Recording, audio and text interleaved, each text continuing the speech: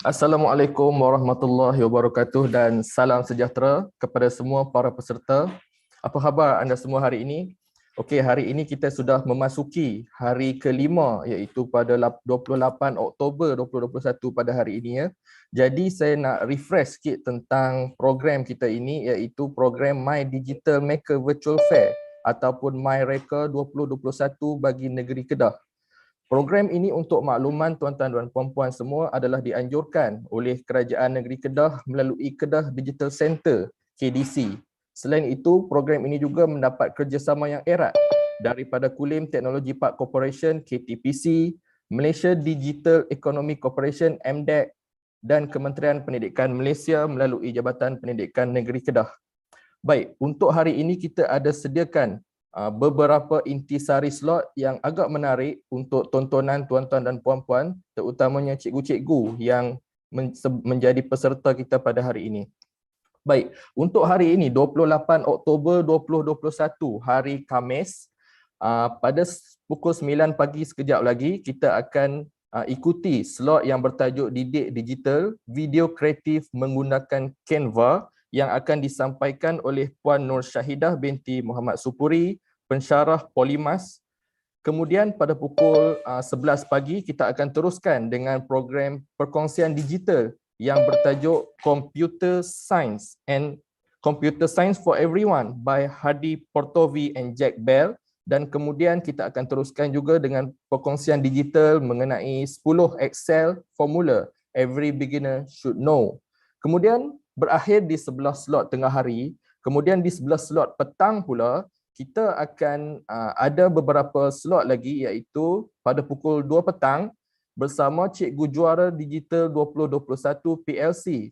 Dan kemudian kita akan teruskan dengan slot yang seterusnya pada pukul 4 petang yang bertajuk Pump It Up with Tunes yang akan disampaikan oleh Puan Siti Najiah Adnan, pensyarah Kolej Politek Mara Al-Ostaq.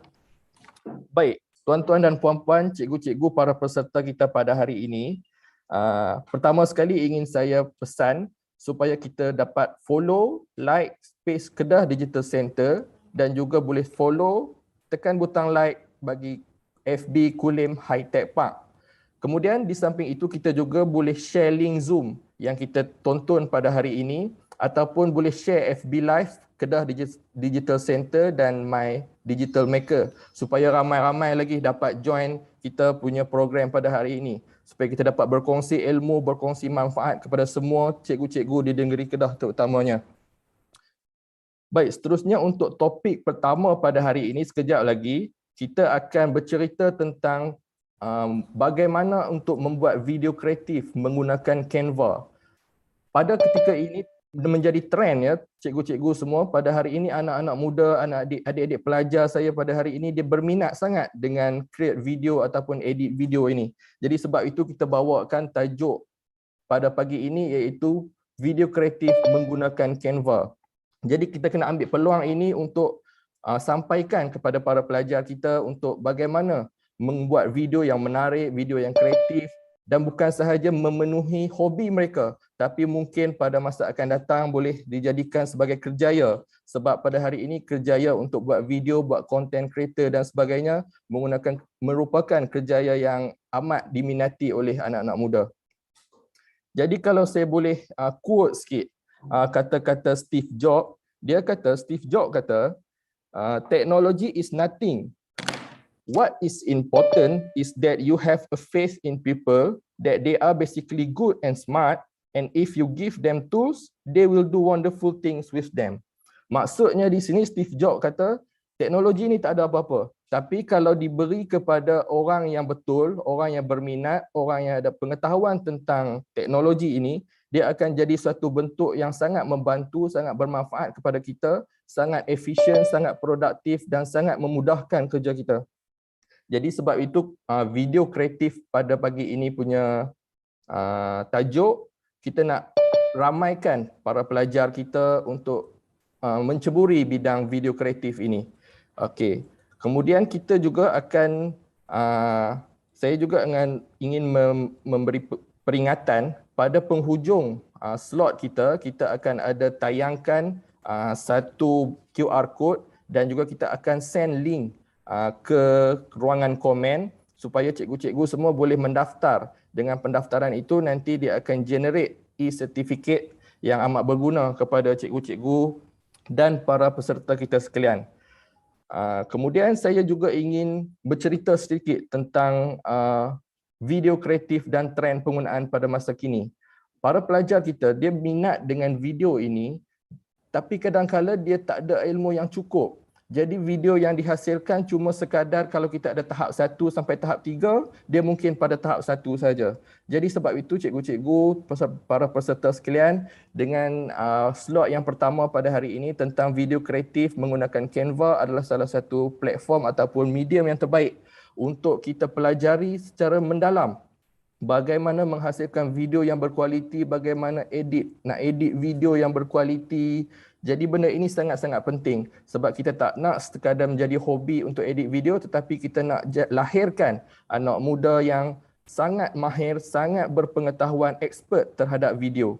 Sebab kalau kita tengok dalam era masa kini, penggunaan video ini bukan hanya sekadar sharing knowledge ataupun sharing experience, tetapi dia juga boleh menjadi sumber pendapatan, boleh jadi kepada sumber untuk mengkomersialkan barangan perniagaan dan macam-macam lagi, bertepatan dengan agenda kerajaan kita untuk memperkasa teknologi digital dan juga memperkasa bisnes perniagaan melalui digital. Kemudian tuan-tuan dan puan-puan, para peserta, guru-guru yang saya hormati sekalian, untuk slot yang seterusnya berkaitan Computer Science for Everyone by Hadi Portovi dan juga Jake Bell. Untuk benda berkaitan ini juga dia agak menarik ya. Hadi Portovi dan Jake Bell ni merupakan orang yang sangat terkenal di dalam platform ORG mereka. Jadi sebab itu kita tampilkan perkongsian digital ini untuk sama-sama kita belajar tentang computer science. Sebab hari ini computer science bukan hanya sekadar kos kepada individu tertentu, tapi computer science perlu dipelajari kepada semua orang. Sebab pada hari ini apa saja kita buat, kita memerlukan teknologi, kita memerlukan komputer, dan adalah amat wajar untuk kita semua belajar tentang computer science. Kemudian yang seterusnya, video ataupun perkongsian digital mengenai Excel. Hari ini Excel pun ramai yang tak mahir. Termasuklah saya pun tak berapa mahir. Jadi saya sentiasa dan berminat untuk belajar tentang Excel formula for beginner should know. Sebab hari ini dalam bidang pekerjaan, dalam bidang pendidikan, kita memerlukan platform-platform Microsoft ini supaya memudahkan penyampaian dan sebagainya. Kemudian pada sebelah petang pula kita akan bersama dengan cikgu juara digital dan seterusnya Pump It Up with Potuns. Kalau tuan-tuan juga berminat nak tahu apa itu Potuns, tuan-tuan kena kekal bersama dengan saya, bersama dengan program kita pada hari ini sehingga ke petang. Kepada pukul 4 petang kita akan pelbagaikan lagi ilmu pengetahuan kita tentang teknologi digital melalui platform yang dianjurkan ini, iaitu MYDIGITALMAKER Virtual Fair MyReka 2021 bagi negeri Kedah. Baik, tuan-tuan dan puan-puan, pada hari ini merupakan hari hampir kepada hari yang terakhir. Kita akan adakan penutup yang akan disampaikan, dirasmikan peresmian penutupnya oleh Yang Amat Berhormat Menteri Besar Kedah pada hari Ahad. Jadi hari ini adalah hari Khamis, kemudian kita ada 1 dan 2 hari saja lagi untuk kita menyertai program-program yang disediakan ini. Jadi saya harap tuan-tuan dan puan-puan dapat memanfaatkan, ajak lagi ramai-ramai kawan-kawan kita, rakan-rakan sekerja kita untuk kita sama-sama menuntut ilmu yang disampaikan melalui program ini yang saya kira amat-amat penting, amat-amat julung kali diadakan di negeri Kedah supaya kita semua di negeri Kedah ini terutamanya dapat memanfaatkan apa yang disampaikan secara percuma ya kepada kita semua. Ini bukan untuk siapa-siapa tapi untuk diri kita, untuk anak didik kita di sekolah dan sebagainya. Seterusnya saya juga nak berceloteh sikit tentang trend tentang penggunaan teknologi pada masa kini. Trend penggunaan teknologi pada masa kini sangat meningkat naik dengan begitu drastik. Sebab itu jugalah objektif kita adakan program MYDIGITALMAKER Virtual Fair ni supaya tak ada yang ketinggalan dengan teknologi, tak ada ketinggalan dengan penggunaan komputer. Supaya sama-sama kita baik di negeri Kedah, luar bandar, di kampung, di banak, di pekan dan sebagainya, semua tahu dan ada kemahiran dalam bidang teknologi digital ini. Sebab itu tuan-tuan dan puan-puan, daripada hari pertama kita mula sampai ke hari ini dan hari-hari yang berbaki, kita dapat sambutan yang memberangsangkan daripada semua para pelajar, cikgu-cikgu, semua para peserta yang menyertai ini. Mereka sangat berminat dan menarik tentang apa saja slot yang kita sediakan. Jadi seterusnya tuan-tuan dan puan-puan, para peserta yang saya hormati sekalian, pada petang ini kita akan bersama Cikgu Juara Digital ya. Cikgu Juara Digital ini merupakan satu program yang untuk perkongsian lah berkaitan tentang digital oleh individu yang berkemahiran. Seterusnya pada sebelah petang kita ada Potuns ya, Pump It Up with Potuns. Okey, saya pun tak berapa nak faham apa itu Potuns. Jadi kalau cikgu-cikgu sangat tertanya-tanya apa itu Potuns, kita kena tunggu sampai pukul 4 petang ini yang akan disampaikan perkongsiannya oleh Puan Siti Najiah Adnan, iaitu pensyarah Kolej Politek Mara Al-Ustaz. Baik, sekali lagi saya nak minta jasa baik para peserta, cikgu-cikgu, kalau boleh kita sama-sama buka kepada FB Kedah Digital Center, kita tekan butang like dan follow, dan kemudian kita juga boleh share live kita sekarang kepada wall FB kita, kepada mana-mana grup yang ada, supaya ilmu dan perkongsian yang kita sampaikan pada hari ini dapat dikongsi bersama dengan yang lain. Seterusnya saya juga nak minta kepada para peserta untuk turut like dan follow FB Kulim High Tech Park, supaya dalam FB itu di KTPC ini kita ada mewar-warkan aktiviti-aktiviti yang berlangsung di Kulim High Tech Park. Tak lupa juga kepada channel YouTube Kedah Digital Center, saya minta para peserta kalau boleh subscribe channel YouTube KDC supaya tuan-tuan tidak ketinggalan dengan apa yang kita kongsikan di laman YouTube tersebut. Sekali lagi saya nak memberikan penghargaan kepada penganjur kita untuk program ini, iaitu Kerajaan Negeri Kedah melalui Kedah Digital Center, iaitu KTPC, MDEX, JPN Negeri Kedah. Kalau tidak kerana penganjuran ini, kerjasama daripada semua pihak ini, kita mungkin tidak dapat wujudkan program kita pada hari ini yang saya kira sangat-sangat bermanfaat kepada semua kita peserta, terutamanya di negeri Kedah. Dan kita harap tahun-tahun mendatang program ini akan jadi annual program. Maksudnya setiap tahun kita ada program seperti ini di negeri Kedah supaya ramai lagi rakyat negeri Kedah dapat manfaat daripada program-program yang kita sampaikan. Sebab kalau kita ikutkan program-program yang kita ada sebelum ni, memang sangat-sangat bermanfaat. Contohnya saya ambil sedikit program yang kita share petang kemarin tu berkaitan TikTok. Ramai anak-anak muda yang dia menarik tentang TikTok ini. Okey, seterusnya saya kira kita punya speakers kita pun dah ada di dalam ini. Saya mempersilakan Puan Nur Syahidah binti Muhammad Supuri, pensyarah Polimas Sultan Abdul Halim Muazzam Shah. Apa khabar cikgu? Kalau saya boleh panggil Cikgu Syahidah. Assalamualaikum Cikgu Syahidah. Waalaikumsalam. Ya, khabar baik. Alhamdulillah. Okey Cikgu Syahidah, sebentar lagi saya akan serahkan slot ini kepada Cikgu Syahidah untuk berkongsi tentang video kreatif menggunakan Canva. Saya kira ramai peserta kita, terutama cikgu dalam program kita ini tak sabar nak tahu apa itu Canva, macam mana ilmu-ilmu untuk buat video ini untuk disampaikan kepada anak murid mereka. Jadi tanpa membuang masa, saya persilakan Cikgu Syahidah untuk menyampaikan penyampaian yang bertajuk video kreatif menggunakan Canva. Silakan Cikgu. Baik, terima kasih. Assalamualaikum, selamat pagi. Salam sejahtera.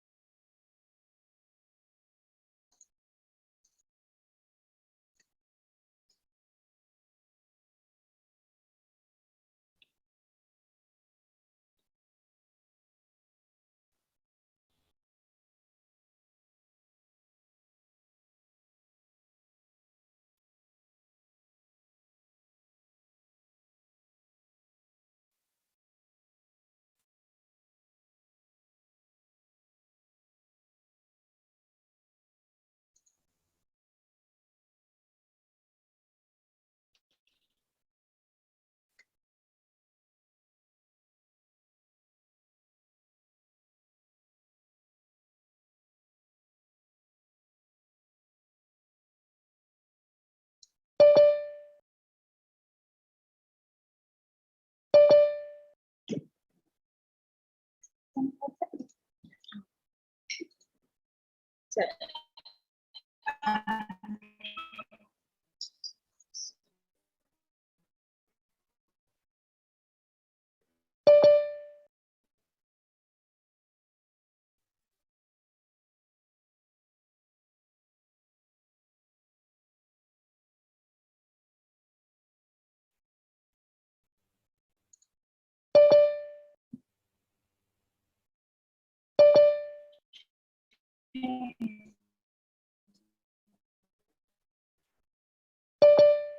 laptop saya? Tak maaf ya, ada masalah.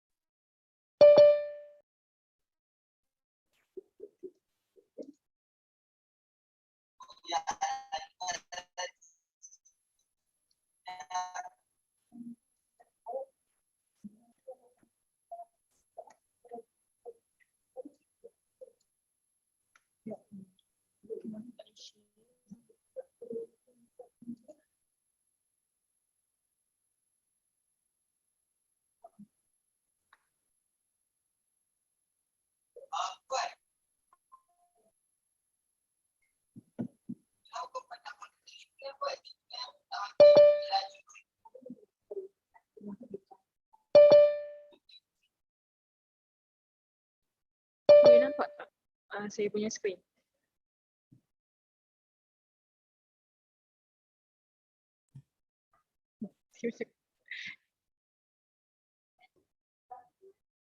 Hello?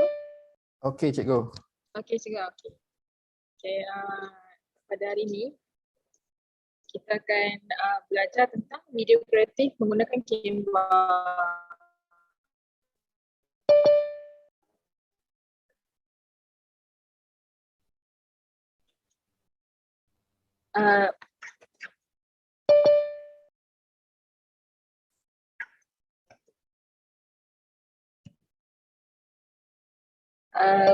Saya perkenalkan diri saya dulu. Nama saya Nur Syahidah binti Muhammad Spuri. Boleh panggil saya Cik Syida.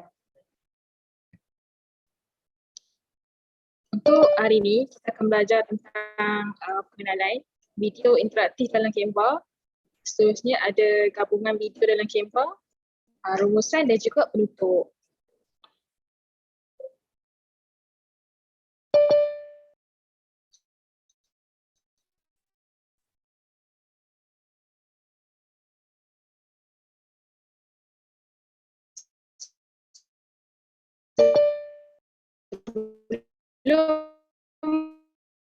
Sebelum kita pergi dengan lebih lanjut kan, kita kena belajar video kreatif, video interaktif untuk menarik perhatian pelajar dan juga bercakap dan menggunakan dia membantu, tapi untuk lebih menarik perhatian pelajar dan membantu mereka untuk lebih faham tentang sesuatu subjek ataupun topik, so kita gunakan video interaktif. Pelajar-pelajar sekarang berminat dengan video interaktif. Yang pertama, saya akan tunjukkan macam mana nak buat video animation.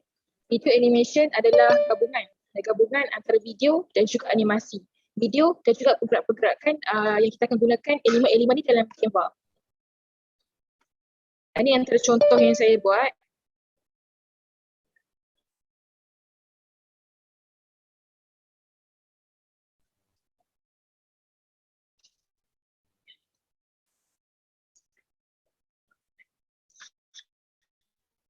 Yang kedua, saya akan demo macam mana nak buat video presentation. Video presentation adalah gabungan antara video dan juga pembentangan.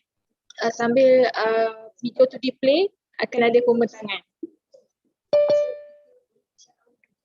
Yang ketiga adalah video animated. Video animated gabungan antara video dan animasi. Ada audio tak? Audio tak dengar. Share audio.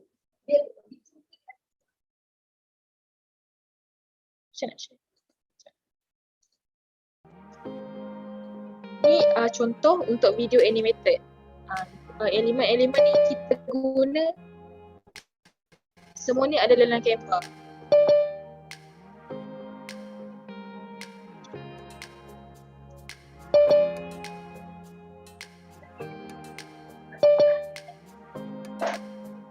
Okey, kerja untuk slide, kita akan terus masuk kepada macam mana nak buat tiga video animated, video presentation dengan video biasa menggunakan Canva.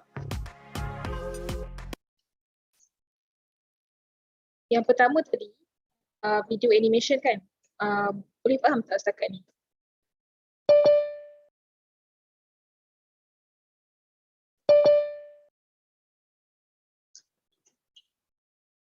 Cikgu-cikgu boleh follow tak tiga jenis yang saya sebut tadi? Ya, boleh faham. Boleh okey. Okey, yang pertama, kalau lebih baik cikgu-cikgu buka siap-siap lah Canva. Sebab saya terus ajar je, boleh terus buat. Kalau cikgu-cikgu dah masuk, dah login dalam Canva, ada tak yang tak tahu macam mana nak masuk dalam Canva lagi?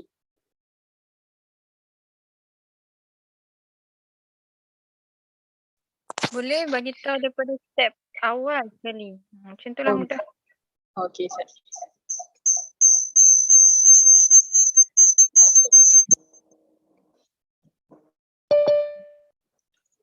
Okey, cikgu-cikgu boleh pergi dekat Canva, home.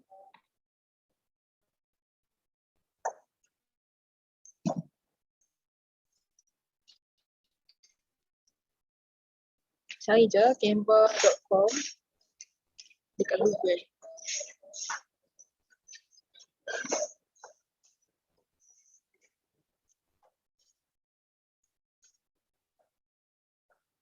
Dia akan naik macam ni.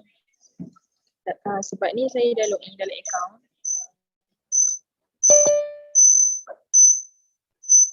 Cikgu-cikgu boleh login menggunakan Google Gmail. Tapi untuk cikgu-cikgu sebab boleh guna email untuk education punya, kita ada akaun email untuk guru-guru gunakan supaya semua design-design dia, segala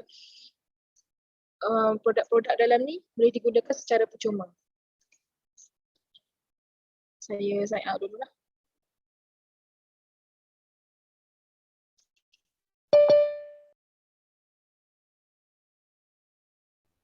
Cikgu-cikgu boleh login ke dalam Google, guna email Google.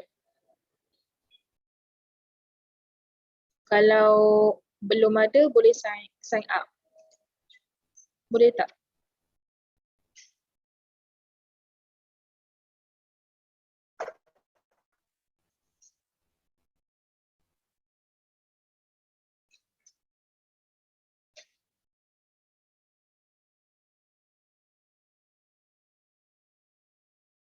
Boleh sign up guna email pendidikan yang MOI punya. Tu khas untuk education.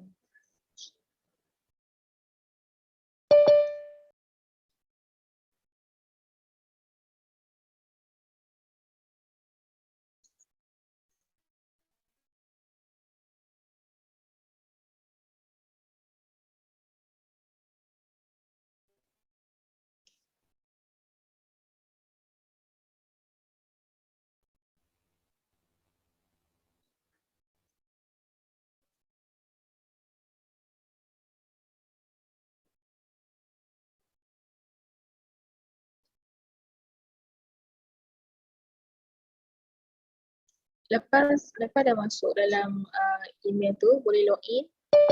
Ini home. Home ni lepas dah masuk dalam Canva, inilah perkara pertama yang cikgu akan nampak. Dia punya halaman utama lah.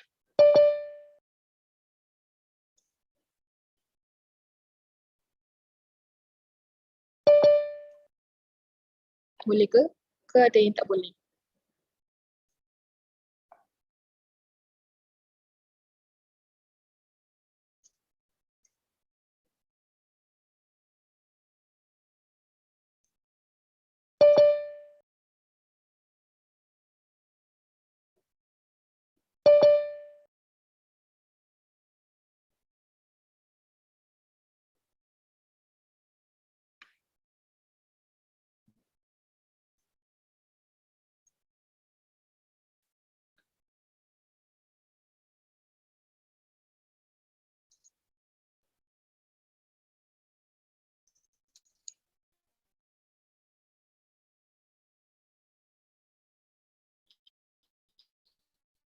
Okay.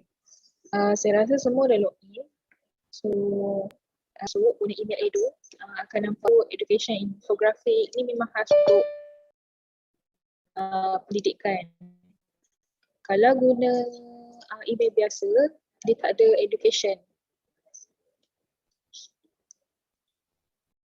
Yang pertama, saya akan ajar macam mana nak buat video biasa. Tapi kita akan buat video animation.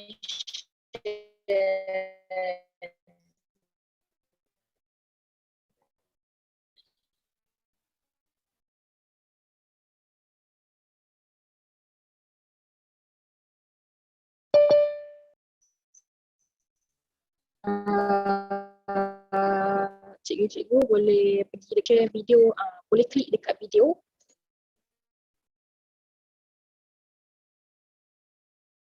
Dia ada banyak dekat sini, dia ada video, Facebook video, video message, semua ni free. Boleh digunakan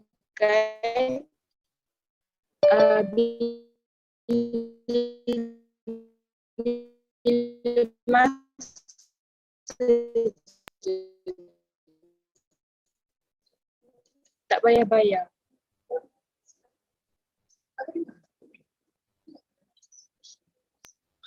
Lepas tu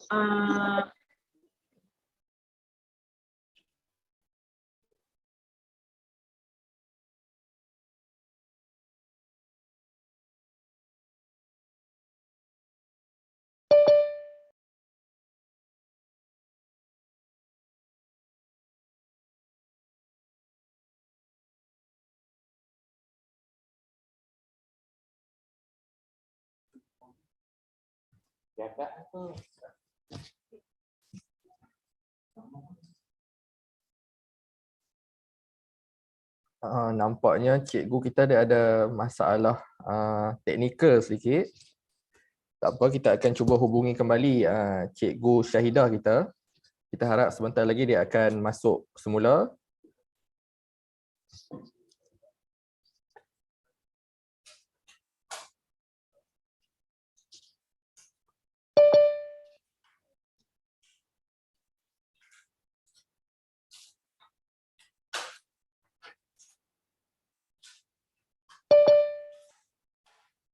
Jadi kalau kita lihat tadi ya, cikgu-cikgu, program Medium Canva ini dia ada khusus untuk cikgu-cikgu sebagai memudahkan PNP, pengajaran dan pembelajaran kepada murid-murid.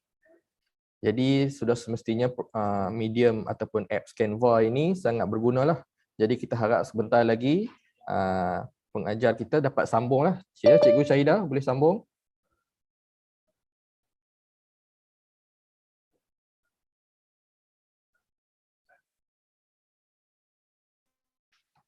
belum masuk.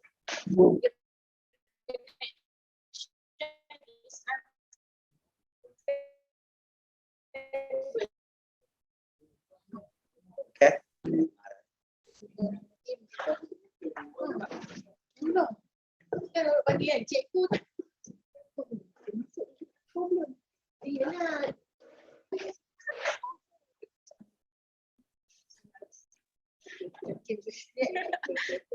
hello.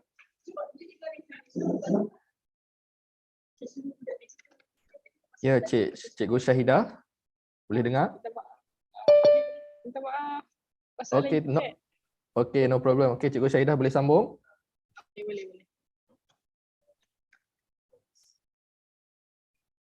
Cikgu Syahidah kalau boleh buka kamera. Okey. Okey.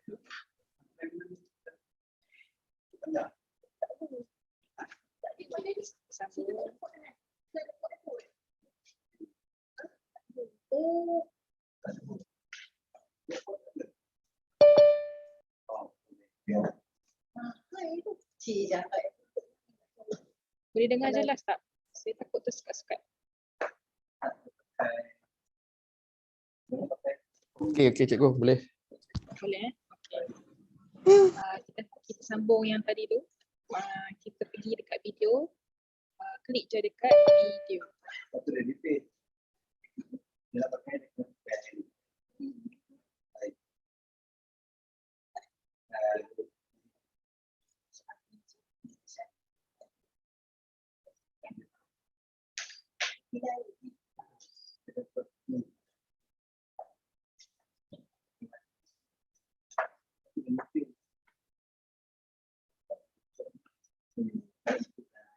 Kalau dah masuk dekat video, dekat tepi boleh tengok dekat bahagian kiri ni semua template. Template boleh digunakan free, tak payah bayar. Boleh edit-edit je. Kalau cikgu nak buat video sendiri pun boleh. Nampak tak ada petak kosong ni? Yang ni dia panggil sebagai workspace. Workspace ni ruangan kita untuk edit dan juga buat kerja. Nak masukkan gambar, kita nak masukkan teks semua dekat tengah ni. Jadi untuk memudahkan, contohlah macam hari tu cikgu rasa nak cepat, nak buat video, so boleh terus guna template. Saya guna template classroom rules. Kalau dah klik dekat sini, kita nak gunakan semua page. Dekat sini dia ada, untuk template ni dia ada 6 page. Kena tekan apply all 6 page. Kalau tak tekan dia akan naik satu je macam ni. Jadi kita apply 6 page, semua page.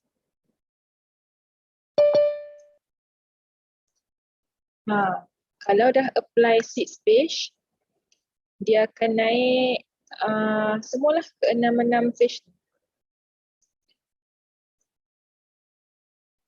Bila dah naik dekat kita punya workspace, kita contohlah kita nak buat subjek bahasa Melayu. Dekat teks ni boleh klik setiap elemen ni tuan-tuan boleh tukar. Boleh tukar dan juga nak gantikan dengan benda lain pun boleh. Teks pun ada pilihan.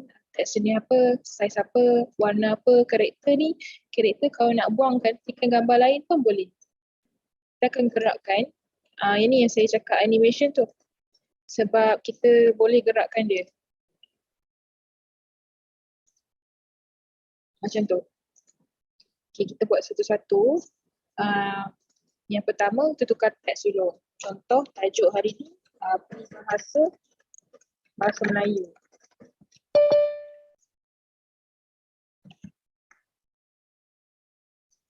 Kita ubah sikit, bagi duduk tengah-tengah.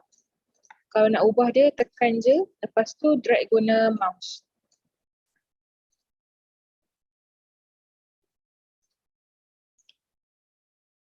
Kita rename pula kat bawah ni. Letakkan teks baru. Kelas online. Letakkan 1. Kalau rasa macam gambar ni tak sesuai, tuan-puan klik je kat gambar tu. Lepas tu boleh terus tekan backspace ataupun boleh tekan delete. Dengar. Tak dengar? Dengar. Dengar okey. Okey. Kan kita dah buang gambar tadi kan? Kita dah buang gambar topi konvo tu. Kita nak gantikan gambar baru. Boleh pergi dekat elemen. Elemen ni segala macam gambar ada. Bentuk-bentuk gambar yang ada background, tak nak background, line, shape, semua ada. Semua ni free untuk education. Kalau orang tu tak pakai email education, ada certain objek yang kena bayar. Contoh kita nak letak buku. Kita cari je buku. Type books. Lepas tu cari tekan enter. Dia akan naik lah. Dia akan naik semua kat sini. Nampak semua free.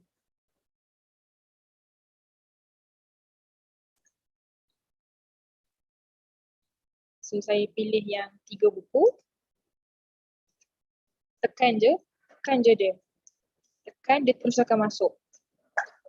Contoh kan, kalau tuan-puan tekan tapi dia tak naik, boleh terus tekan dekat objek ni, tarik masuk skrin. Tarik masuk dekat workspace. Lepas tu boleh resize dia, nak letak dekat mana pun boleh, nak sengit-sengitkan.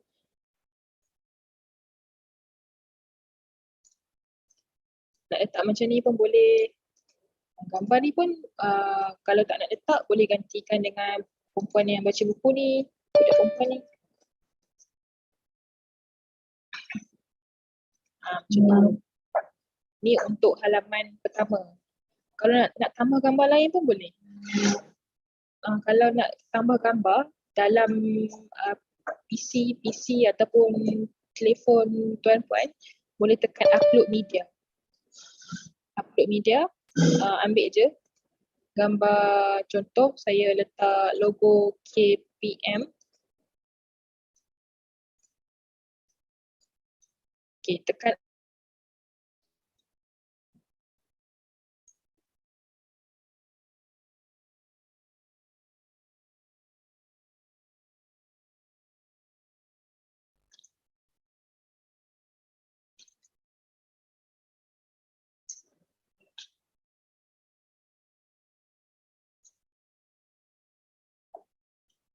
So kalau dia dah tak loading tu, ni kira dah upload pun sama, boleh klik masuk dalam kita punya slide. Resizekan dia.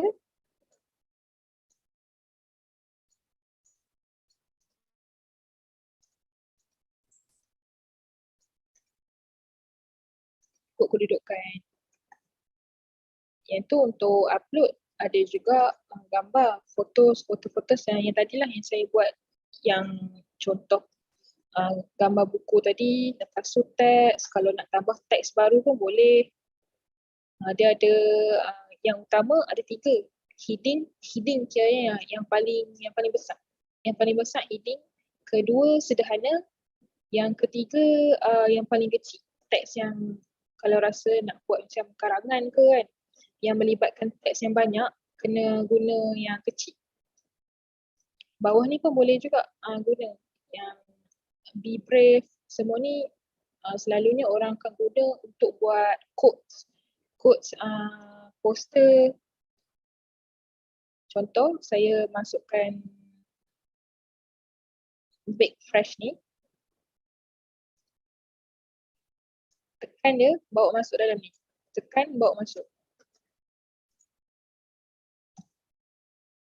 Macam tu. Lepas tu kalau nak tukar pun boleh juga.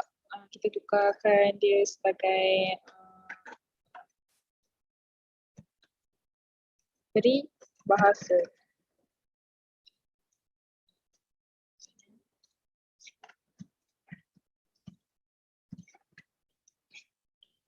Kalau dia besar sangat, boleh kecilkan dia ke atas ni. Tekan je tolak. Kalau nak besarkan, tekan tambah.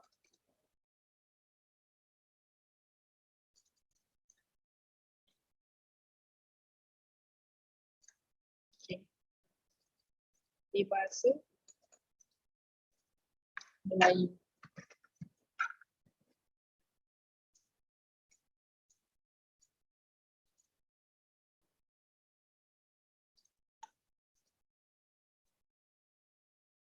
Macam tu. Teks ni pun boleh tukar juga.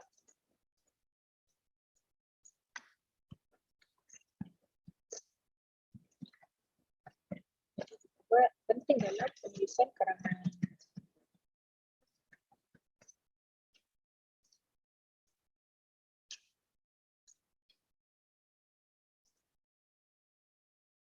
Slide yang seterusnya, boleh juga edit teks. Terus masukkan ke pakai untuk rindukan bulan.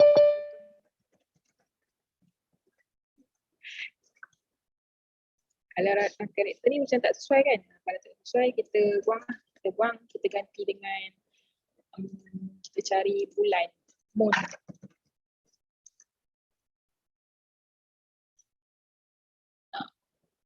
Bulan macam sesuai dengan pungguk rindukan bulan kan.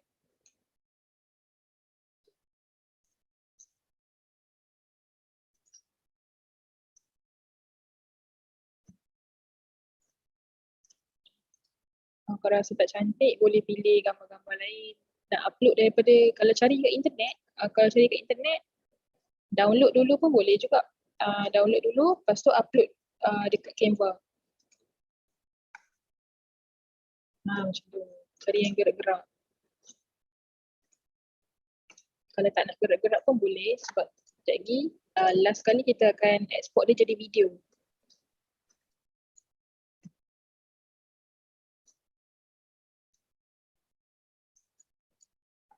Kalau banyak boleh tambah page. Tekan je tambah. Dekat bawah ni ada tambah kan. Boleh tambah page kosong.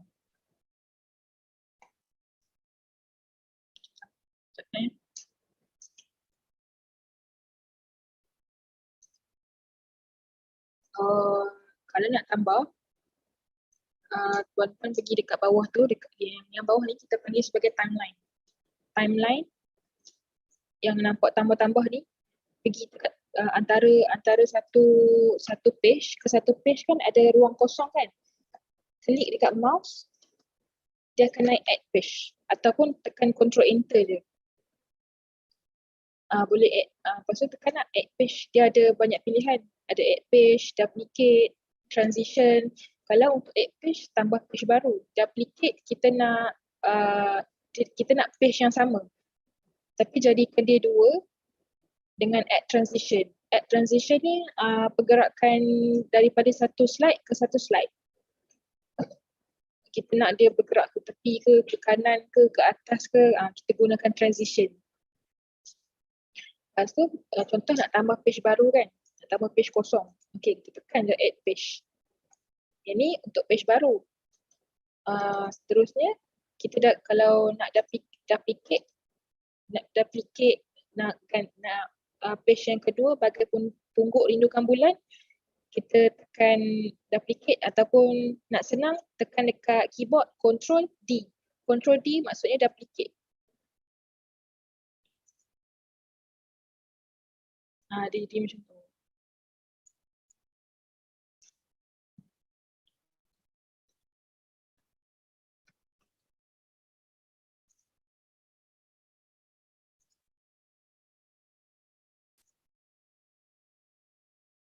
Okay, contoh yang kita dah duplicate tadi tu, kita nak buat peribahasa baru. Peribahasa baru.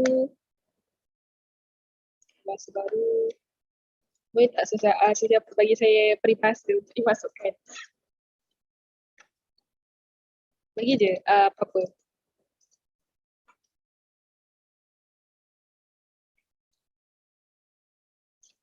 Cikgu ada tak yang nak bagi peribahasa apa-apa? Melukut di tepi gantang. Melukut di tepi gantang. Bagus cikgu. Okey, melukut di tepi gantang. Kita letak animasi apa kita letak gantang di tepi melukut. Gantang di tepi melukut. Tempayan kot. Tempayan bahasa Inggeris apa? Apa tempayan bahasa Inggeris? Apa?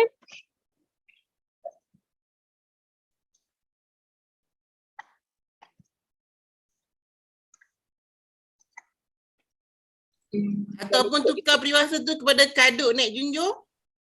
Okey. Tukar kaduk naik junjung. Kaduk naik junjung. Bahasa lagu dah. Gambar apa nak letak untuk kaduk naik junjung?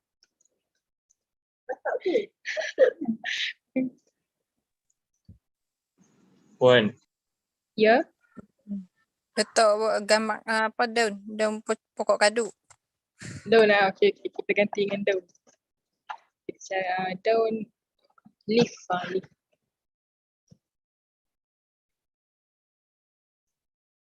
Kita ganti dengan daun. Kita masukkan dia. Saya suka ambil yang animasi sebab Kalau kita letak yang dia dah bergerak siap-siap, nanti video tu nampak cantik sebab dia dah bergerak kan. Dia nampak bergerak, flow dia cantik je. Macam tu. Kat asrama aku guna juga.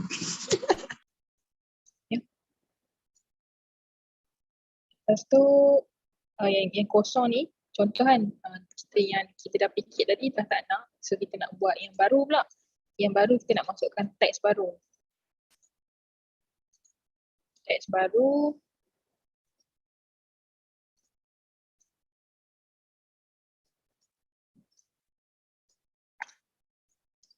Tapi kita kalau nak selaraskan, tengok balik teks tadi, teks apa.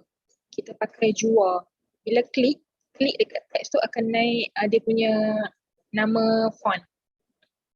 Jua. So kat sini pun kita pakai jua lah. Kalau tiba-tiba kita tukar nampak pelik pula kan. Nampak tak selaras. Pakai jua, saiz dia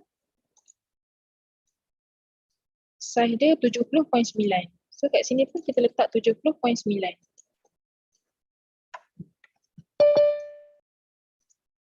Warna biru.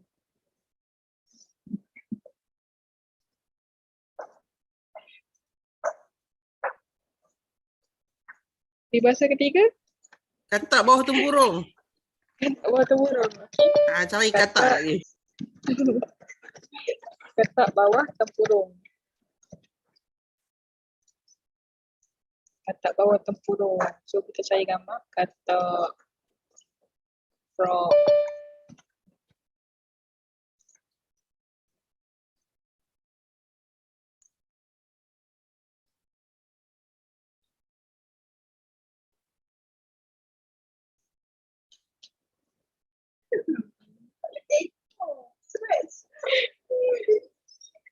Kita ganti dengan ni.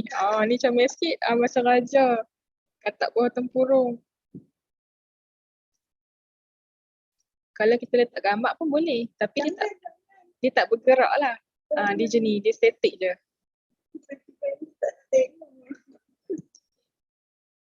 So kita letakkan yang bergerak. Macam ni. Katakanlah benda ni dia duduk atas teks kan. Jadi teks kita tak nampak. Kalau macam tu, pergi dekat atas position. Dekat position ni, tekan forward dengan backward. Sebab yang ni dia duduk kat belakang. Jadi dia tak boleh buat pilihan backward lah. Kalau in case gambar tu, dia duduk depan teks. Jadi teks dia ke belakang, dia tenggelam kan. Tak nampak teks. Boleh tekan backward. Ni backward. Untuk kedudukan dia. Bawa dia ke belakang.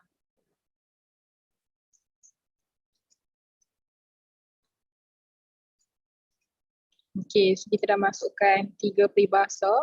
Contoh untuk slide ni.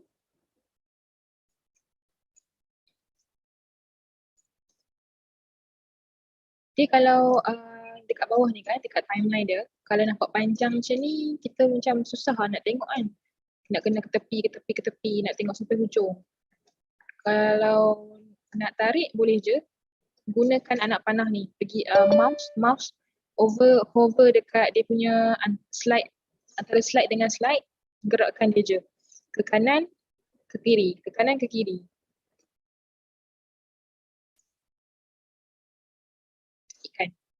Kecikkan dia. Kalau ke kiri, kecikkan. Kalau ke kanan, besarkan. Okay. Lepas tu, kita dah belajar-belajar, kita nak bagi student kita latihan. Kita bagi latihan. Jadikan 10 peribahasa lain.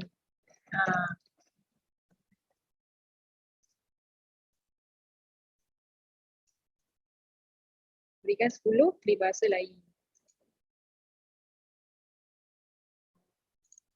Kita bagi arahan, perlu dihantar sebelum pukul 10 malam. Last kali, ada apa boleh tanya last kali buat penutup dia Kesimpulannya, peribahasa penting.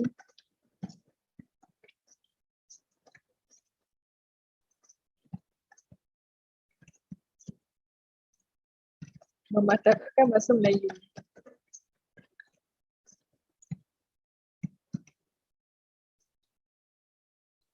Okey, so kita dah siap buat slide.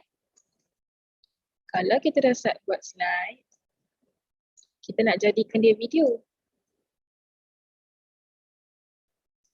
Okey, kita nak jadikan dia video. Sebab ni memang video, kita edit ni untuk jadikan dia video, bukan slide biasa. Memandangkan dia pun ada elemen-elemen yang bergerak.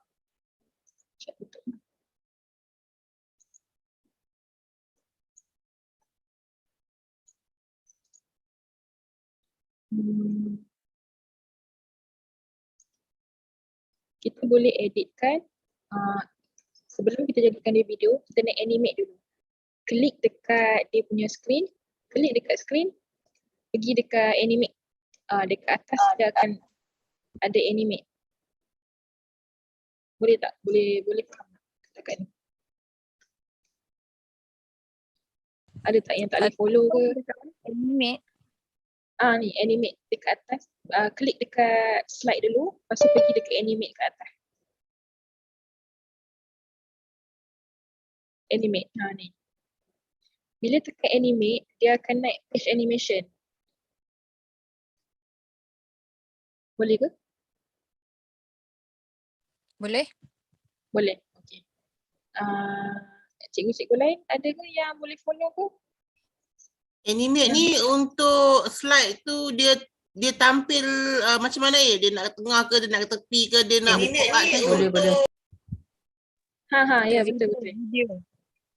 Untuk betul lah, dalam video nanti dia akan bergerak ikut animasi yang kita tetap. Contoh kalau block macam tu pergerakan dia. Kalau breathe dia akan timbul pelan-pelan. Kalau fade slow. Oh, kiranya transition dia lah. Dia punya transition. Dia macam PowerPoint je animation dia, tapi dia lagi menarik, lagi banyak.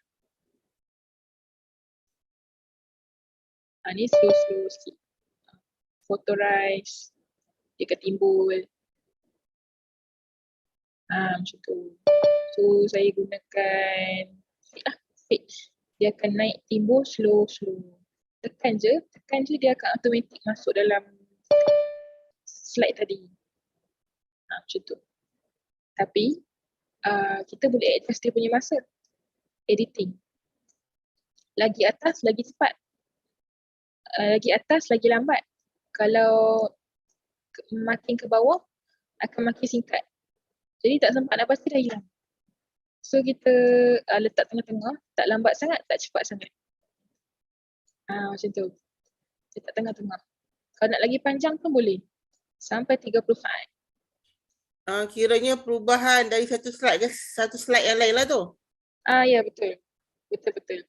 Daripada satu slide ke satu slide, kita letakkan 9.5 saat. So dia tak cepat sangat lah.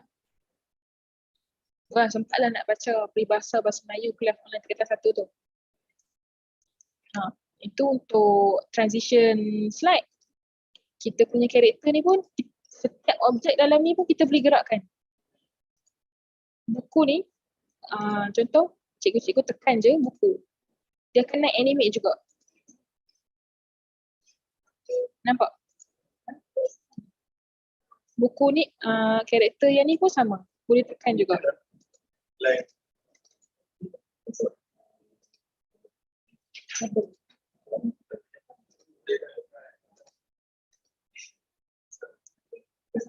Lepas kita dah gerakkan untuk slide pertama, kita nak pergi slide kedua pula. Slide kedua kita nak, dia ada dua. Animate boleh, dekat bawah ni pun boleh. Add transition. Bila add transition, yang ni untuk transition slide. Minta maaf.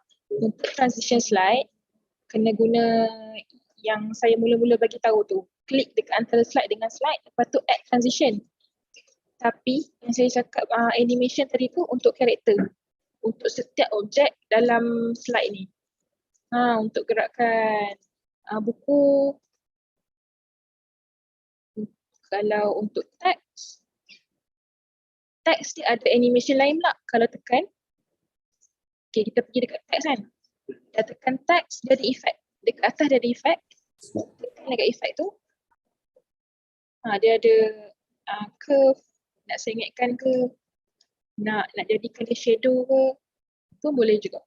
Adjust dia punya ketebalan, offset. Macam tu. Boleh faham tak? Boleh? Boleh Okay. Lagi satu, contoh kan kita dah edit tadi dekat efek. Yang tu kita nak enhance kan, nak menambahkan lagi kecantikan teks tu lah. Nak bagi tak ada shadow semua kan. Boleh juga pergi dekat ada 3 titik ni, tekan more, dah pergi dekat more, ada animate. Animate ni khas untuk teks. Ada block, typewriter, ascend, bounce. So kita gunakan, selalunya saya akan gunakan typewriter sebab typewriter ni cantik. Bila kita letak dia, nampak macam orang tengah type. Macam tu. Boleh juga pergi elemen lain. Macam tu. Bounce ke, burst ke. Boleh je. So saya letakkan typewriter. Dia akan jadi macam tu. Tengok saya demo yang tadi. Itu. Ni untuk slide yang pertama. Boleh follow tak untuk slide yang first ni? Boleh? Boleh. Yang lain? Cikgu-cikgu yang lain okey tak? Ada tak yang tak boleh ke, yang tak faham ke, tak jadi ke? Okey, teruskan. Okey, Cun. Lepas tu kita masuk untuk peribahasa yang bahasa Melayu pula. Sama je. Nak gerakkan boleh guna animation tadi.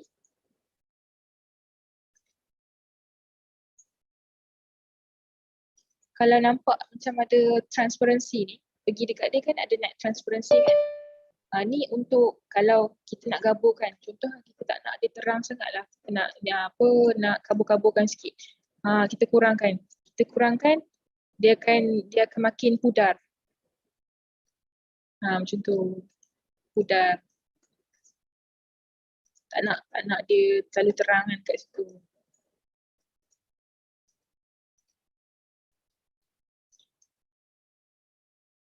Lepas tu kita pergi slide 3 pula. Sama je. Kita editkan masa dia. Makin kalau nak bagi pelajar-pelajar tu baca dengan lebih lama, kita edit sikit masa dia.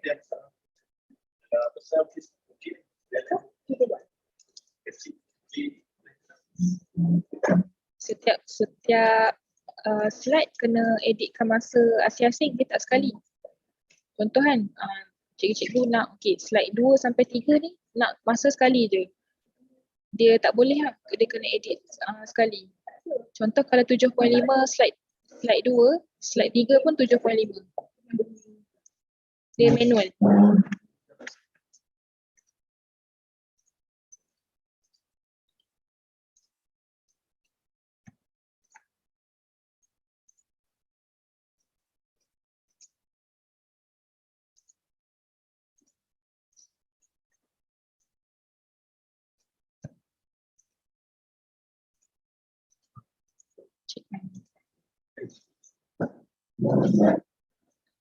Okey. Untuk penerangan, jenis-jenis peribahasa kita bagi dia 7.5. So tak cepat sangat, tak lambat sangat. Untuk latihan, kejap pun okey je. Sebab dia dah tahu latihan berikan 10 peribahasa lain. Macam tu jugalah yang lain. Sama je. Kalau nak tambah transition, boleh tambah kat sini. Kalau nak tambah page baru pun tambah je, dia tak ada limit. Kalau nak tambah sampai 50 page pun tak ada masalah. Cumanya bila kita render tu kita dah habis, lepas tu kita nak export dia sebagai video kan, kita nak download dia sebagai video, tu dia akan jadi lama lah sebab slide kita banyak. So dah siap kita punya video. Kita nak tengok okey ke tak saya punya slide ni. Pergi dekat atas ni, nampak tak ada 54.0? Ini untuk play video. Boleh tekan. Ini video yang dah siap. Tapi tak ada lagu, tak seronok lah tak ada lagu. Kita masukkan audio. Lagu pun boleh masukkan.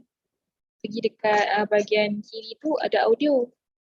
Audio dia nak upload daripada kita punya PC pun boleh, nak ambil dekat sini pun boleh. Contohnya saya ambil kat sini, have in mind. Klik je, dia akan terus masuk.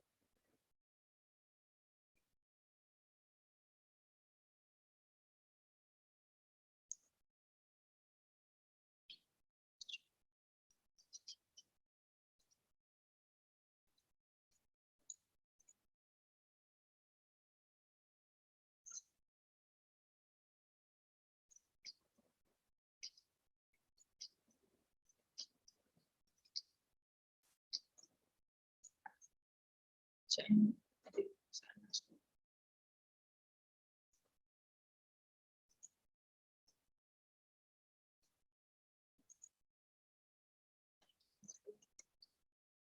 Okey, kita dah masukkan lagu dia. Tapi rasa macam kuat sangat.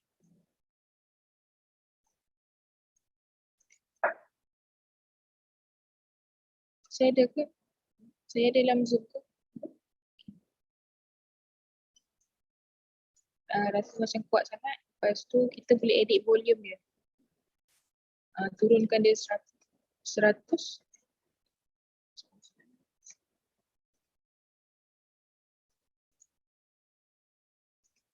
Kena klik dekat dia punya timeline tu. Pastikan klik dekat sound. Lepas tu ada nampak volume kan? Ada nampak volume dekat atas ni. Turunkan sama ada kita nak kuatkan ataupun nak naikkan.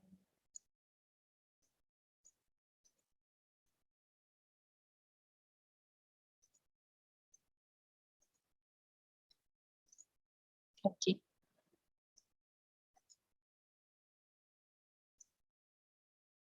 Katakanlah tak nak yang lagu awal-awal, nak ambil tengah-tengah. Pergi je dekat dia punya awal-awal tu. Hoverkan kita punya mouse, dia akan naik anak panah. Anak panah kiri dengan kanan. Gerakkan dia je.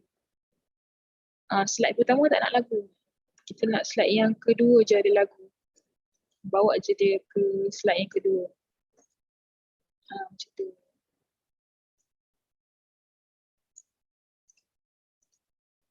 So dia akan start kat sini.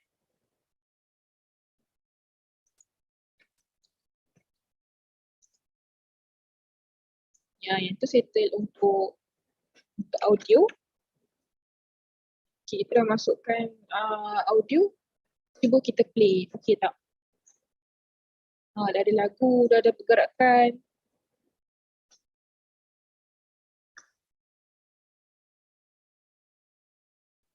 Nampak tak dia bergerak dalam bentuk video?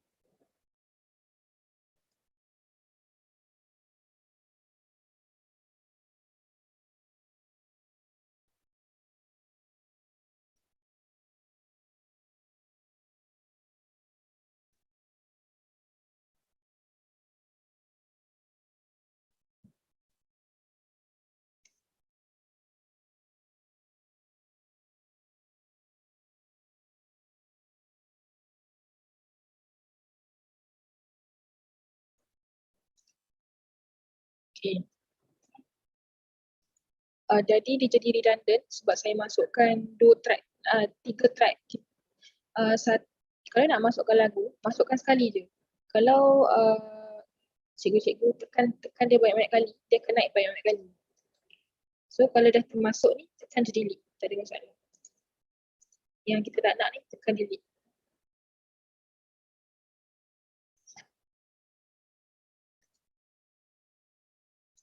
Okay, tekan dia dulu, lepas tu baru tekan delete.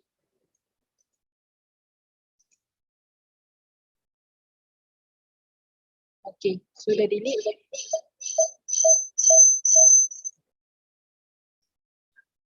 Video kita dah siap. Kalau dah siap, boleh terus download. Kalau nak download ni, pergi dekat titik 3 ni. Lepas tu ada download. Kalau tak nak download, boleh kalau dah siap video tu, lepas tu nak present pun boleh. Nak present and record pun boleh. Maksudnya present, contoh kalau dalam kelas kan tengah Google Meet ke, tengah Zoom ke, kita present kan benda tu, video tu akan bergerak. Kalau present and record, video tu bergerak dalam masa nampak muka kita tengah explain pasal kelas tu. Contoh tengah buat kelas kan, tengah buat kelas. Lepas tu Hasan nak buat video sambil ada muka kita. So kita gunakan present and record. Kalau nak download, boleh download. Dekat sini dia ada banyak pilihan. Kita gunakan MP4. MP4 ni memang untuk video. Kalau download sebagai PDF, dia akan jadi PDF. PDF ni dokumen yang tak bergerak lah. Kalau kita nak bergerak, download dia sebagai MP4. Boleh je download.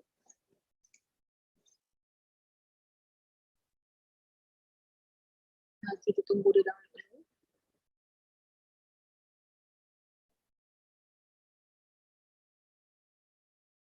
Dia agak lambat sebab slide ni ini baru 6 slide. Katakanlah ada 50 slide, maka lagi lambat lah dia untuk render.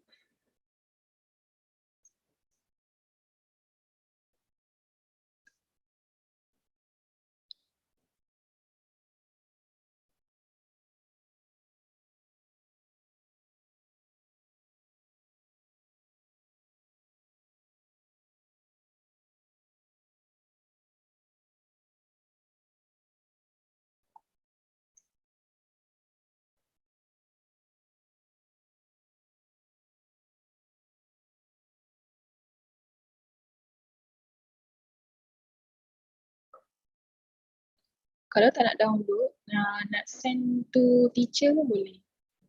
Tekan send to teacher. Yang ni sebab group education.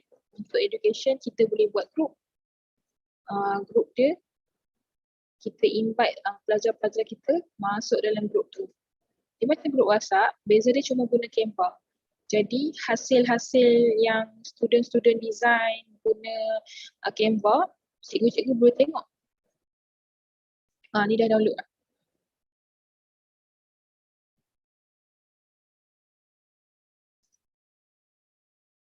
So nak tengok hasil dia. Ni kita dah buat video tadi.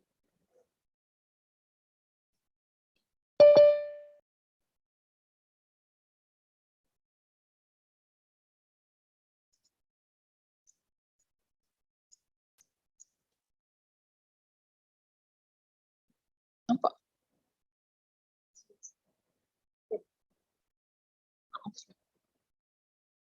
Tapi akak nampak lah.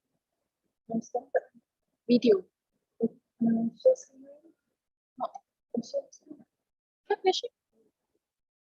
Tak naik ya.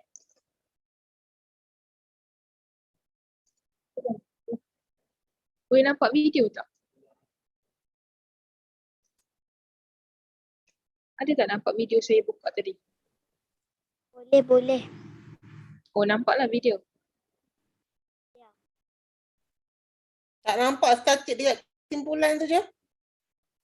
Oh, duk. Okay. Sebab ni kot saya share screen. Saya kena share yang screen tadi.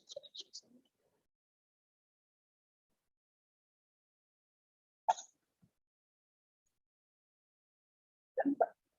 Tak. Macam nak share.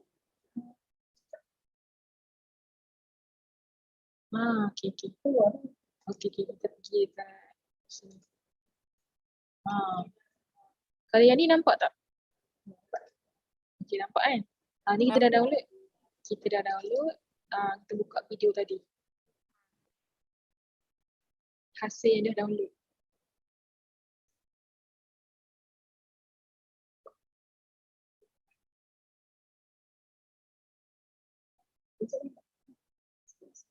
Tak ada apa? internet.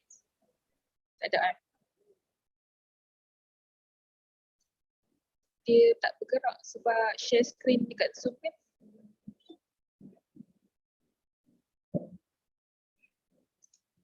Tapi yang ni nampak lah kan? Yang classroom rules ni. Nampak. Tak apa cikgu, teruskan kalau kata dah tak boleh nak main. Okey. Okey, boleh. Nampak dah? Tak nampak. Tapi video tu memang dah download dan boleh play.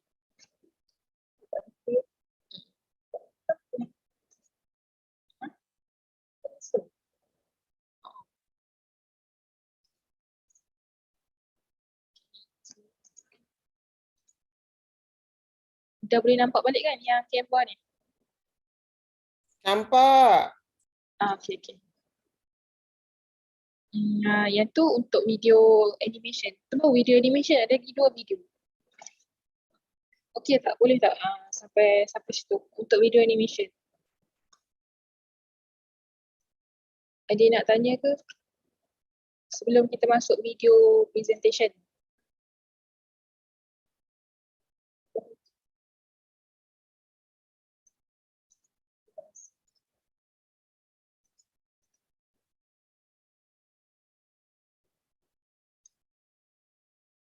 Tak ada soalan Kalau tak ada, kita masuk terus dekat video presentation. Kita gunakan slide yang sama.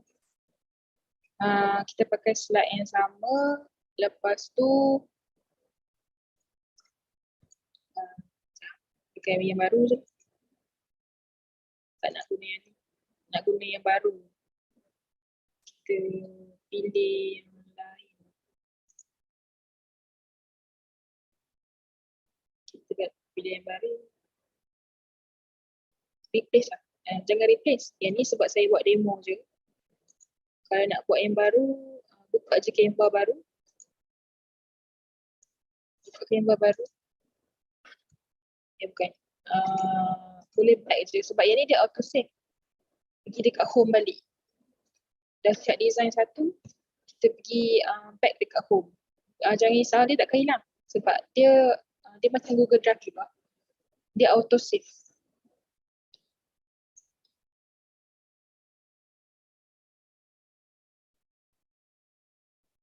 Lepas tu kita pergi dekat educational video. Educational video yang tadi kita dah buat. Kita nak buat video baru pula. Tak apa, kita tekan je video. Video baru. Buat macam tadi juga. Beza dia kali ni kita nak gunakan animation yang bergerak-gerak.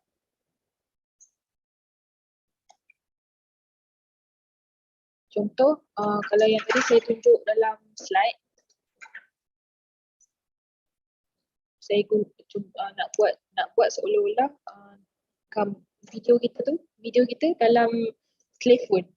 Kita bercakap dalam telefon ataupun kita bercakap dalam komputer. Boleh je cari, boleh cari dekat elemen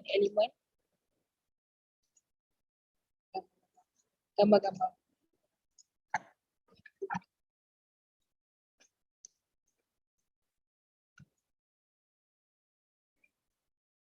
Dia akan naik kat sini.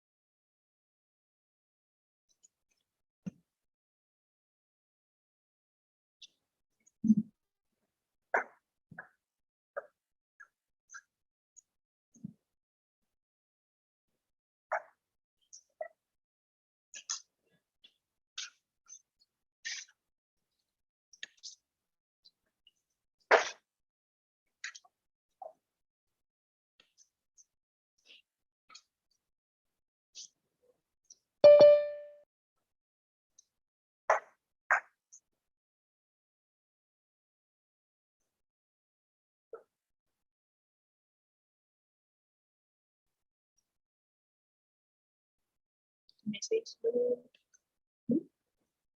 Internet slow.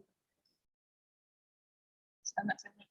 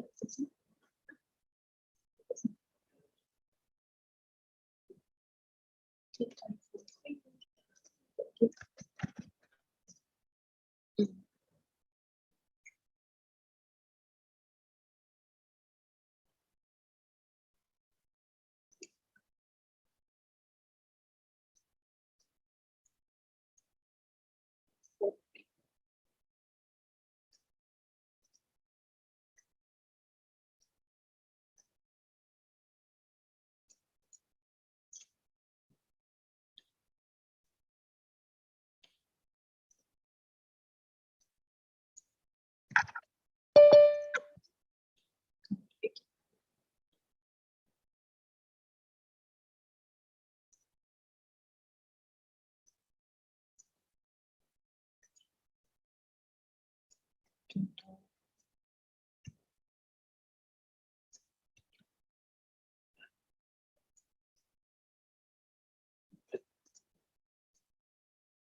Okay.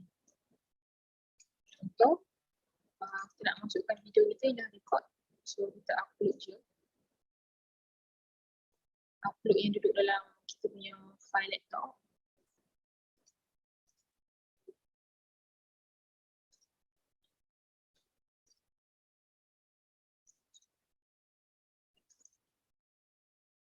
Saya demo.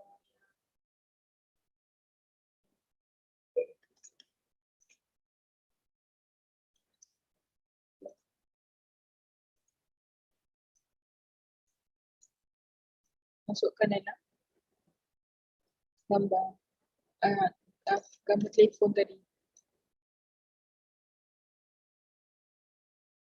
Tapi sebab tertutup dengan sebab kita hantar dia ke belakang, position backward. So dia duduk dalam, dia duduk cantik je dalam phone ni. Adjustkan dia. Okay.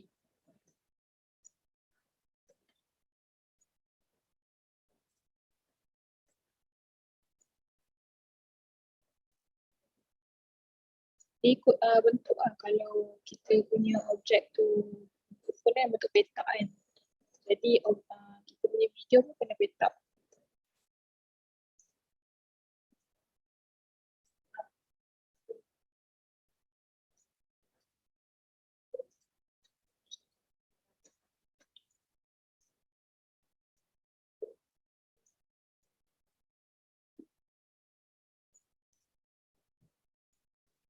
Kalau yang ni pun sama, boleh import je masuk.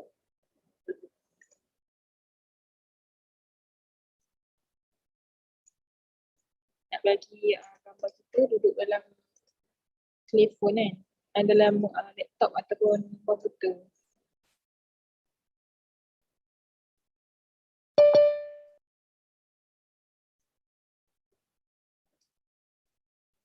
Adjustkan dia. Dia punya size. So kita dah masukkan, nampak macam kosong kan, kosong. So belakang dia kita cari gambar apa-apa nak letak. Kalau tak nak letak, kalau belum record, boleh tekan record yourself. Record yourself, dia akan naik ni. Boleh nampak kan? Ni tak boleh akses sebab saya pakai Zoom. Saya tengah Zoom. Boleh record kamera, dia ada platform untuk record. Macam kiranya sambil bercakap, boleh post terus dekat slide ni. Nanti akan naik. Tekan je record yourself. Lepas tu, cikgu-cikgu kena allow kamera. Baru bercakap.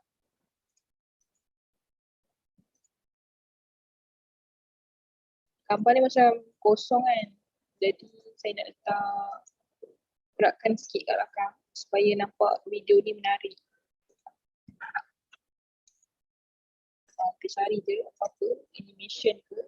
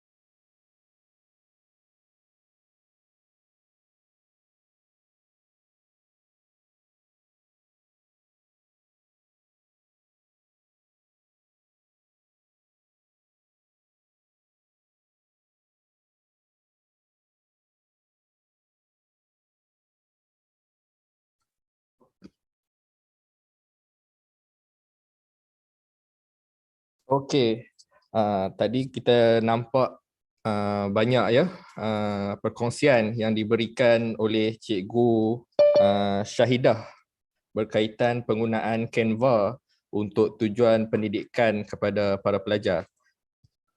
Jadi sekejap lagi kita akan paparkan dan juga share link QR untuk registration guru-guru. Registration ni tujuan dia untuk kita generate e-certificate yang amat bergunalah untuk latihan dalam perkhidmatan guru nanti. Jadi untuk itu saya nak ucapkan jugalah terima kasih kepada Cikgu Syahidah tadi atas perkongsian yang saya kira amat-amat bermanfaat. Walaupun kita nampak benda ni amat berguna untuk PDPR, tetapi saya rasa untuk lebih menarik lagi dalam proses PNP cikgu-cikgu nanti, walaupun kita pembelajaran secara bersemuka, tapi kaedah ataupun aplikasi video melalui Canva ini masih boleh digunakan untuk menarik minat pelajar dan mempelbagaikan kaedah pengajaran. Sebab pada hari ini di sekolah, di kelas-kelas, di makmal kita dah ada LCD projector dan sebagainya. Jadi sebagai tambahan secara bersemuka tu kita juga boleh paparkan video-video yang cikgu-cikgu hasilkan ini untuk menarikkan lagi lah kita punya proses PNP, dan kita dalam masa yang sama kita juga boleh belajar tentang penggunaan video creator melalui Canva ini. Jadi saya ucapkan terima kasih. Jadi jangan lupa pada slot-slot selepas ini kita akan ada beberapa slot lagi yang amat menarik. Jadi cikgu-cikgu boleh join, dan kalau dilihat di chat box pun kita dah letakkan link untuk cikgu-cikgu buat pendaftaran secara e-registration untuk kita generate e-certificate. Jadi untuk itu saya ucapkan terima kasih kepada semua. Di skrin kita sekarang juga ada tayangkan QR code, boleh juga scan guna mobile phone masing-masing. Kita buka selama 30 minit. Jadi terima kasih sekali lagi saya ucapkan kepada speakers kita, Puan Nur Syahidah binti Muhammad Sukuri, pensyarah dari Polimas, dan juga terima kasih kepada cikgu-cikgu yang dapat meluangkan masa untuk sertai program ataupun slot kita pada sesi pagi ini. Jadi untuk itu terima kasih, sehingga kita berjumpa lagi. Saya tinggalkan tuan-tuan dan puan-puan dengan video selingan.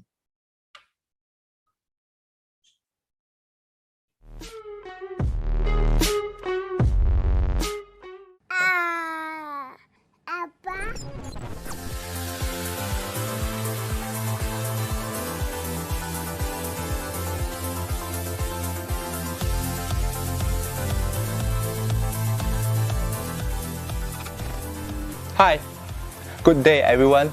I'm Genting.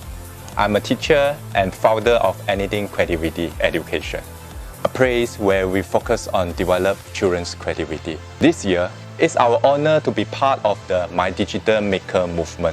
End of this year, we will bring you a week-long virtual event. We name it the Anything Creativity Festival. Anything Creativity Festival, ACF, is a week-long free virtual event aimed to expose children to learn, play and create on digital landscape and help them to develop emotionally, to be happy and creative. The event included hard skills like digital art, comic, music, storybook making, etc.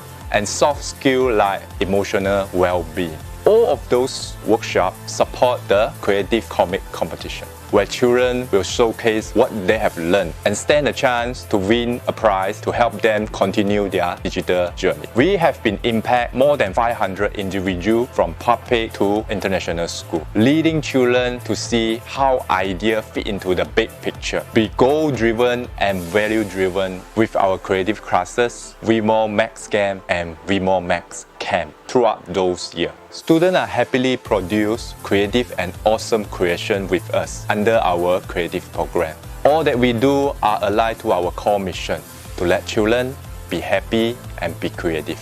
If you feel that what we do is fun, benefiting you and your children, come and join us at Anything Creativity Festival. Here, you get to learn creative multimedia classes with anything teacher and guest teacher and coach from different industry for free. Plus, you also stand a chance to win a digital drawing tablet and class voucher to kickstart your digital learning. Sounds cool, right? Come and join us. I will see you there, okay? See ya!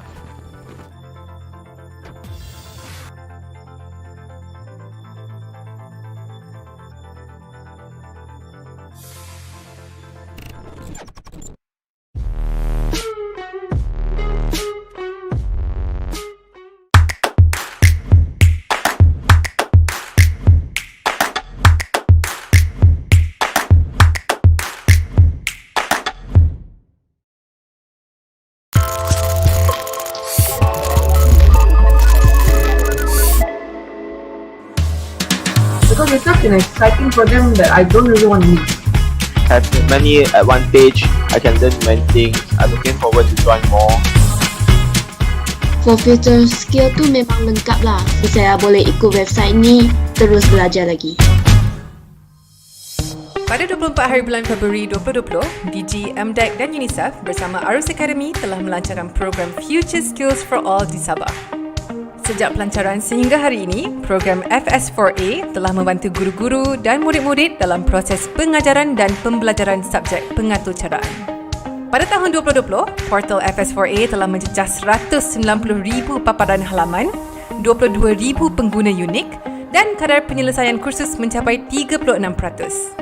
92% pengguna portal FS4A berasa puas hati dengan kandungan yang disediakan.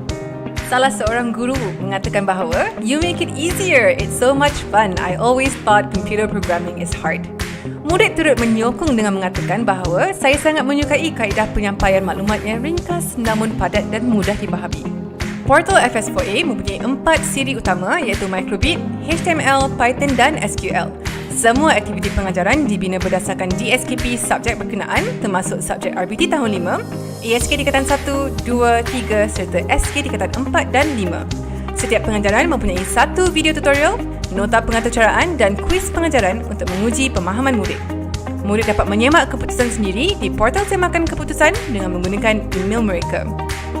Guru turut dapat memantau kerja murid melalui portal semakan guru berdasarkan kod sekolah, email guru atau kod unik guru. Kini pada tahun 2021, bermula dari negeri Perlis, kita ingin memperkasakan semua anak murid di Malaysia untuk menguasai sekurang-kurangnya 1 kemahiran pengaturcaraan. Dengan sukacitanya, di bawah program Future Skills for All, kami melancarkan gerakan pengaturcaraan #BolehKod. Anak-anak murid di Malaysia, adakah anda sudah bersedia?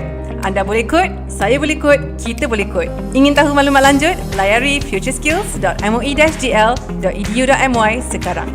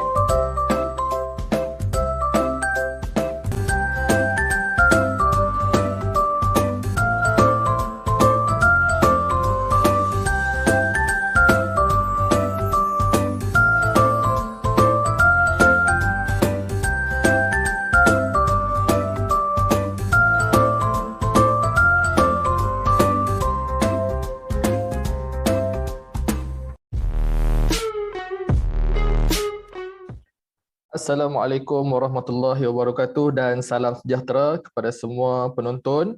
Okey, kita bertemu kembali dalam slot yang berikutnya.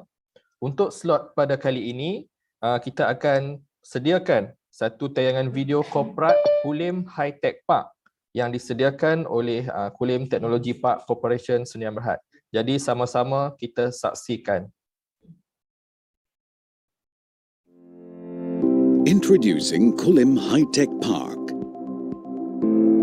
The rapid development of high-tech industries has led to industry players becoming more flexible, efficient, and consolidated than ever before. The Kulim High-Tech Park, or KHTP, was established in 1996 with the sole purpose of fostering rapid transformation among its residents to assist in meeting global demands. Companies like Intel Technology Sdn Bhd, Osram Opto Semiconductor Malaysia Sdn Bhd, Infineon Technologies Kulim Sdn Bhd, Fuji Electric Malaysia Sdn Bhd, Showa Denko HD Malaysia Sdn Bhd, and many others call this innovation park home. The Kulim High-Tech Park is a growing township curated to bring tremendous prosperity to its investors and local population. Geographically situated just 30 minutes away from Penang Seaport, 40 minutes away from the Penang International Airport, and within the state bordering Thailand, KHTP has become an ideal location for companies that desire swift accessibility. It is helmed by the Kulim Technology Park Corporation Sdn Bhd, or KTPC, which governs the strategic economic region, ensuring its continuous service, maintenance and safety of all within its vicinity. KTPC services include the leasing of readily available industrial land, offices, talents, and ensuring longevity of facilities and business partnerships. There are 6 zones across the 5,000-acre park: industrial, urban, housing, research and development, institutional, and amenities. KHTP offers superb infrastructure with quality and reliable supply of electricity, clean potable water, high-speed telecommunication, industrial gases, and piped natural gas. Tenants can enjoy access to over 4,000 electrical and electronics, mechatronics, and other engineering graduates annually from renowned engineering institutions located within the park itself, UniKL MSI and Polytechnic Sultanah Bahia, and 12 other nearby institutions for graduates in microbiology, science, finance, and business management. It is comprised of public facilities such as hospital, fire station, police station, and mosque.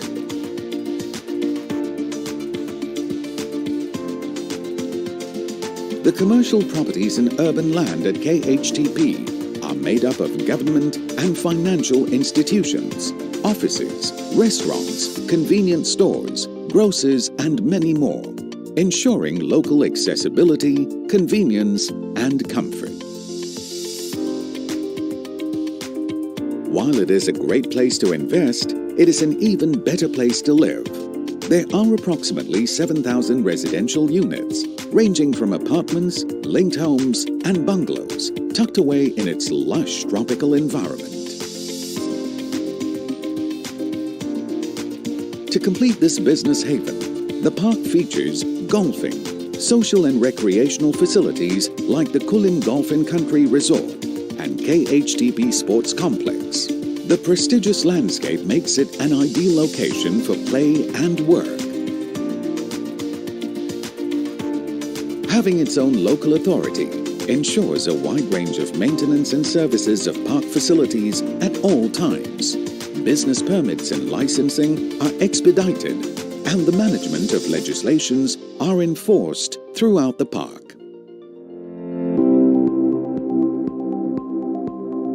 Apart from the tax relief and stimulus incentives, businesses can also leverage from the abundance of readily leveled land to meet spatial needs and short commute from its geographic accessibility. Malaysia has one of the healthiest GDP growths in the region and has the 39th largest economy in the world, testament of the political and economic stability this nation has to offer. What sets this innovation park aside is the continued support of the government and local authorities in ensuring a fortified environment for growth, not just for its investors, but its local surroundings. Having foresight into future sustainable solutions and corridor access to the entire region is what makes Kulim High-Tech Park the ideal investment hub it is today. クリムハイテックパークは IT 産業に対する若い人材確保に優れています。また中国を含めた東南アジアの物流を網羅できるロケーションなので地理的にも戦略的に有利です。We will work closely with the Malaysian government and their agencies such as KTPC, MITI and MYDA and contribute to continuing economic and social development in this vibrant country. The secure facilities, infrastructure and support given has enabled Infineon to follow the guiding motto, to make semiconductors that connect the real and the digital world and make life safer, easier and greener for everybody. Kulim High-Tech Park, leading global science city.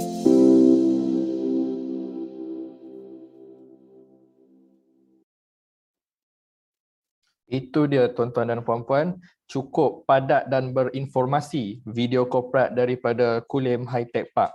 Sebenarnya Kulim High-Tech Park ini tidak asing lagi bagi penduduk di negeri Kedah. Ia merupakan satu industri park yang sedang pesat membangun dan juga KHDP ini sebagai pemacu kepada ekonomi di negeri Kedah dan juga di Malaysia. Jadi tuan-tuan dan puan-puan, para peserta, para penonton, kita akan bertemu kembali pada pukul 11 nanti, sebentar saja lagi, untuk sesi kita yang seterusnya, iaitu bertajuk Computer Science for Everyone daripada Hardy Portovi dan juga Jack Bear. Jadi jangan ke mana-mana, kita jumpa sebentar lagi.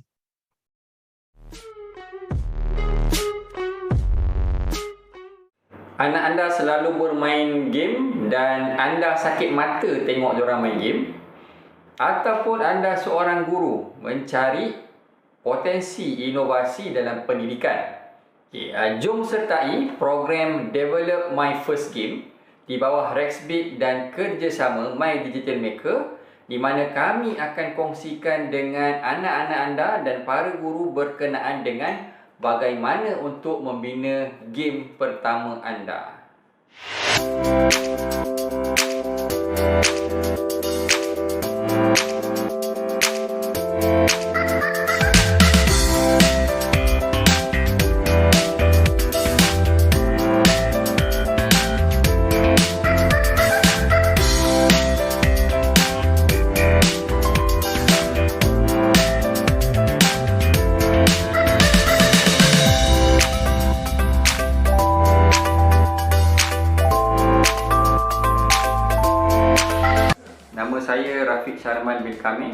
Founder kepada Rexbit, di mana kami adalah company yang fokus kepada mobile app dan game development.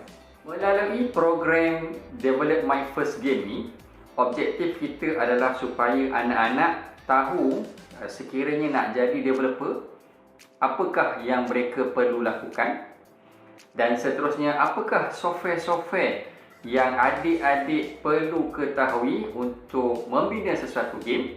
Kita akan ajar adik-adik macam mana nak buat game yang simple dan apakah kerjaya-kerjaya yang berpotensi untuk adik-adik melalui game development. Program ni ada dua level. Program yang asas adalah sepenuhnya percuma dan kita ada program advance, di mana program advance ni adalah berbayar untuk membina games yang lebih kompleks, yang lebih menarik.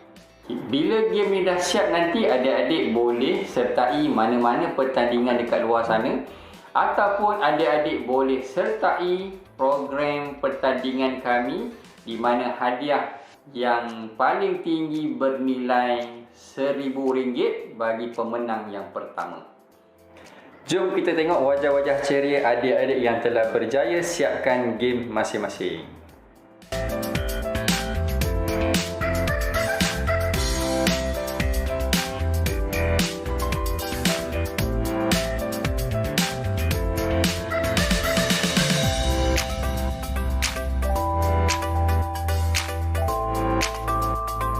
Untuk adik-adik yang berumur 10 ke 15 tahun yang nak explore lebih banyak dengan game development ataupun guru-guru yang berminat dengan program inovasi melalui pendidikan, kita jemput adik-adik dan guru-guru untuk sertai bengkel ini.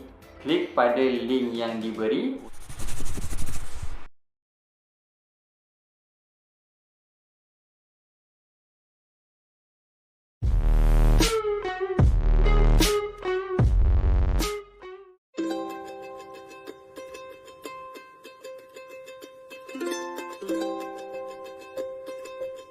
Hi everyone, my name is John Wei, the co-founder of Telebot. Today, we are celebrating our Debon Day and graduation day for our very first batch of students in Penang Digital Library. So Telebot is about empowering young generation to become the designer and also creator of technology.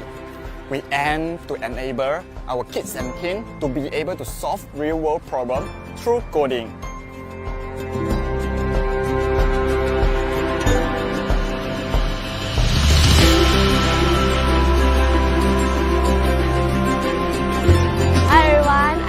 Ping, the co-founder and academic director of Telebot.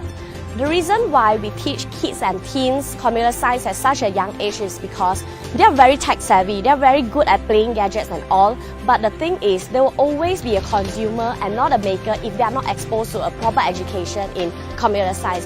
And today is their demo day. Students are invited to showcase the projects that they have been learning for the past 2 years, and also our industry mentors are all invited to attend this event.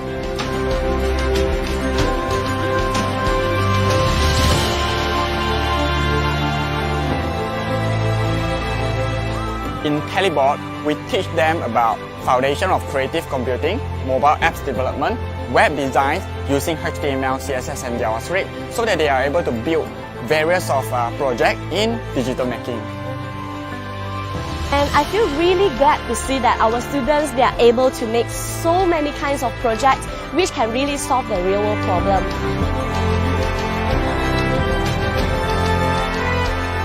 As you can see today, right, we just not develop them in terms of technical skill only. They are also involved in their presentation skill, and we have like something like exhibition that happening here in Penang Digital Library too. We grow and nurture our students more than programming only.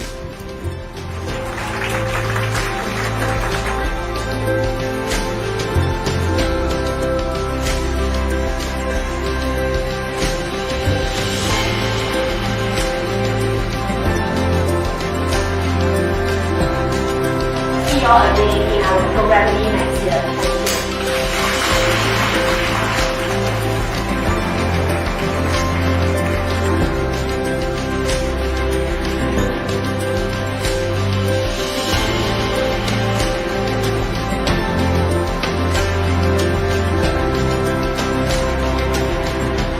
I hope that kids and teenagers out there will be exposed to this kind of opportunity to learn about coding, to learn about computer science. I'm sure that there could be somebody who built something that is benefit to the world. Together, let's do more.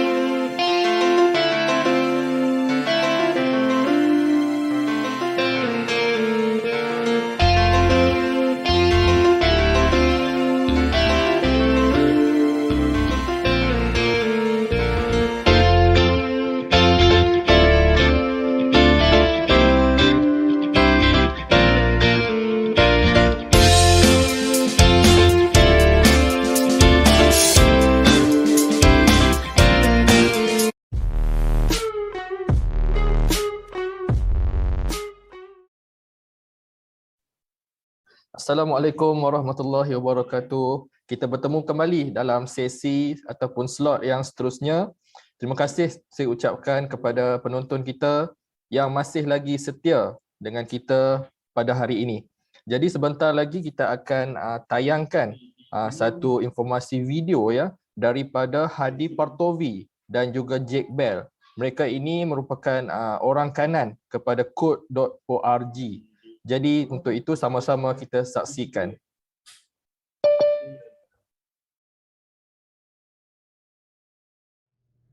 My name is Hadi Partovi and I'm the CEO of Code.org and the founder of the Global Hour of Code.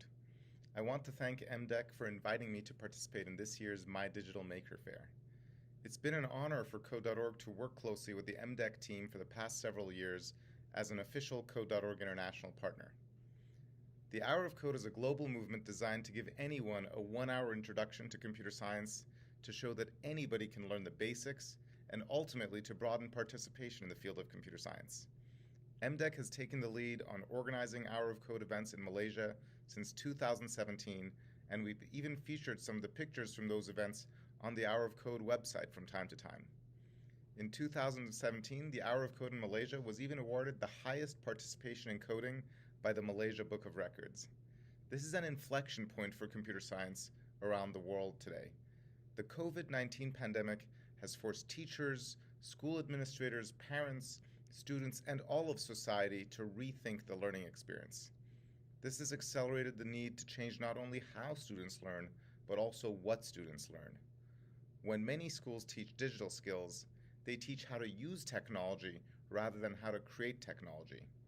In today's digital era, learning computer science will help you better understand how the world works, in the same way that students study biology, chemistry, or physics as foundational subjects. We need to make computer science part of the new normal of education. This is something that has impacted my entire life, coming to the United States as an Iranian immigrant.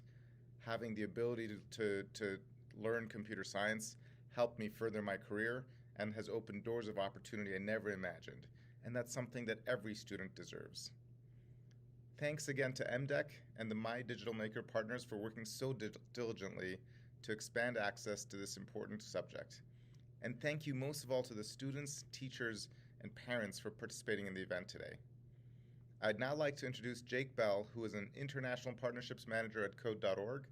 He's going to explain more about why every student should have access to computer science and the work we do at Code.org. Thank you so much, Hadi. Like Hadi, I too am honored to participate in the My Digital Maker Fair today. I had the pleasure of being able to participate last year in 2020 as well, and so glad to be back again. I am only hoping that I can participate again in the future, but only be there in person, so I get to see all of your faces. As Hadi mentioned, I'm going to spend a little bit of time talking about why computer science is for everyone, and why we do the work that we do at Code.org. So let's get started. So our vision at Code.org is that every student in every school should have the opportunity to learn computer science. And so this idea of computer science is for everyone is something that I'm really passionate about and something that we do a lot of work around. And so when we think about every student, we do have a special focus on trying to reach those students who have historically been underrepresented in technology and computer science. So there's a lot of people out there who think that, you know, maybe computer science isn't for them for many different reasons. And so what we try to do is to help them understand that computer science really can play a role and does play a role in everyone's life, and helping people to understand how they too can take advantage of the tools that computer science provides to build solutions for the problems that they see and the problems that they see around them. So the first thing that I would talk about is that CS isn't about tech jobs. It's a foundational part of basic education, right? A lot of people will say, oh, computer science sounds great, but I don't have any interest in going into a tech job, and so it's really not for me. At Code.org, we really believe it is that fundamental and foundational part of education. And so that's something that I want to talk a little bit more about. And really, it comes down to the fact that it better prepares students for just life in general, no matter what career path they choose.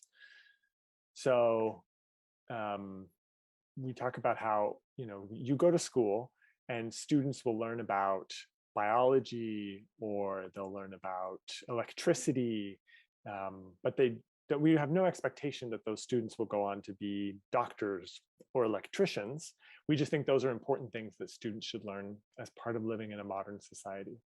And in the same way, we believe that every 21st century child should have the chance to learn about algorithms, how to make an app, or even just how the internet works, because these are things that impact their lives on a daily basis, right?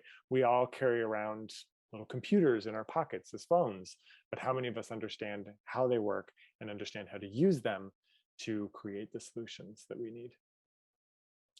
And so I want to look at several different industries and think about how computing is transforming those industries.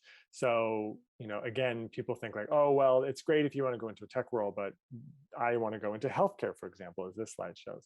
Why would I care about computer science? And what I want to show is that computer science is changing every industry. So as we think about healthcare, as we think about the way diseases are being diagnosed, are being treated, technology is playing a huge role in this area. There's been a lot of studies done of using machine learning and artificial intelligence, for example, to look at X-ray results to diagnose certain diseases. And within a short amount of time, they were able to better predict and better catch certain things than humans even were. If we think about how computing is transforming our homes, right? There's the smart home revolution. So a lot of people have these different devices in their home that either it controls the temperature, or perhaps it changes the lighting or unlocks the door or anything like that. There's a lot of elements that are coming into our home where computing is having an impact. Impacts how we move around, right? So you think about self-driving cars or kind of the trucking industries. There's a lot of areas here that are being upended by computer science. There's how we explore space, right? So from the very beginning, computer science has played a key role there, and will continue to even more so as we move forward. And then agriculture is one that I think a lot of people don't associate directly with computer science, but there's a lot of technology that's being rolled out and used in environments for example, like a machine that has the ability to tell the difference between a plant and a weed, and it can go through and it can harvest the crop, or it can weed through the field. And so those are advancements that are really changing the industry as well. And even just entertainment, right? You think about the movies that we watch. A lot of that is, especially anything that's CGI or computer generated images. All of these things obviously require computers and computer science. And so, again, people think about computer science and they think, oh, I'm more artistic and I'm more creative. Well, there's definitely a lot of areas within computer science that require that kind of creativity, where students and individuals can show that off. And to really kind of make this point even more clear, there's a video that I want to show you that's called "Computer Science is Changing Everything," that explains this in a little bit more depth.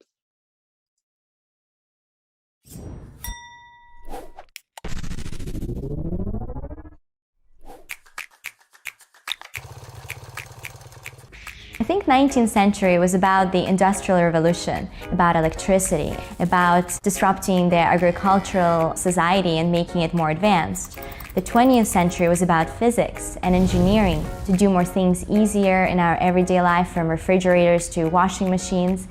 How convenient. And the 21st century is definitely the digital age. It's the internet.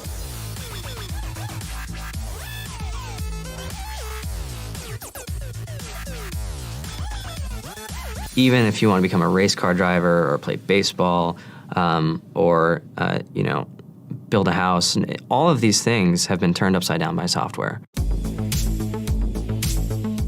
The lettuce bot is a robot that can sense its environment. Every single hour, this lettuce bot is seeing 1.5 million plants, and it's taking individual action on those plants. We enable lettuce growers to have higher yields in their field by helping make it cheaper, by helping produce food in a more sustainable way.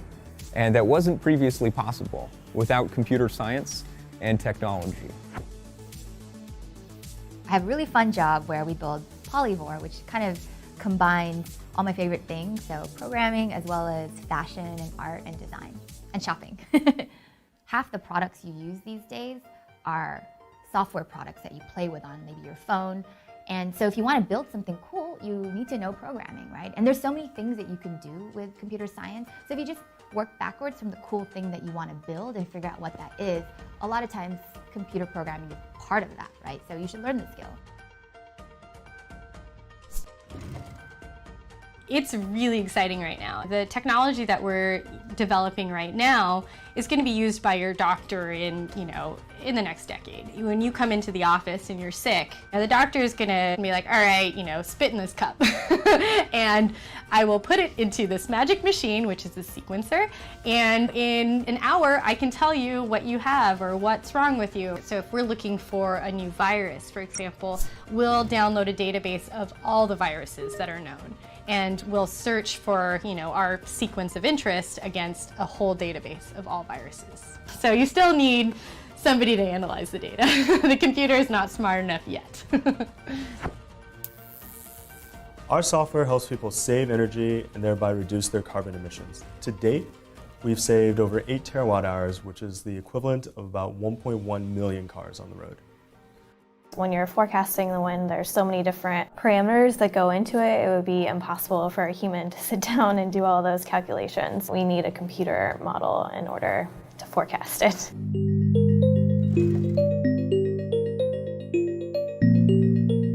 I write software which scans images, looking for bad images that we know are illegal. I work very closely with organizations like the National Center for Missing Children. I know that the work that we've done has impacted the life of people. And I feel very strongly about it because there's a lot of social problems right now that could really leverage the use of technology. It's a lot about empowering the people who are there helping the world by giving them the tools to be able to do better. That's something that we can do right now, and the tools available are huge.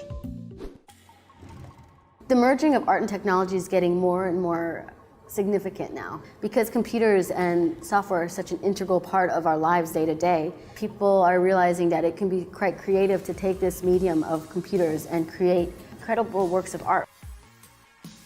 In Finding Nemo, when Crush and Squirt and all the friends are flying through the East Australian Current, you're seeing images of water flowing by, you're seeing the colors on the back of the turtle, you're seeing the sides of the fish. All of those things are generated through math and computer programs that we write that we then give to the artists, and they take that to create that final image and tweak it and make it look beautiful and look fun. The crux of it is really about invention. It's about looking at the world and being dissatisfied with things and questioning everything. I always felt like if I didn't learn how to program, it would be like not learning how to read. The future would just be closed to me. If you're in the coding profession, there's so many things that you can do, and you can pretty much pick and choose the course you want to be in. I think that you can start something in your college dorm room, and you can have a set of people who haven't built a big company before come together and build something that 1 billion people use as part of their daily lives is just crazy to think about, right? It's humbling and it's amazing. Really, it's about the chance to reinvent things and then see it out there in the world and see people using it and having fun or having a better life because of something that wasn't there before that you put in the world.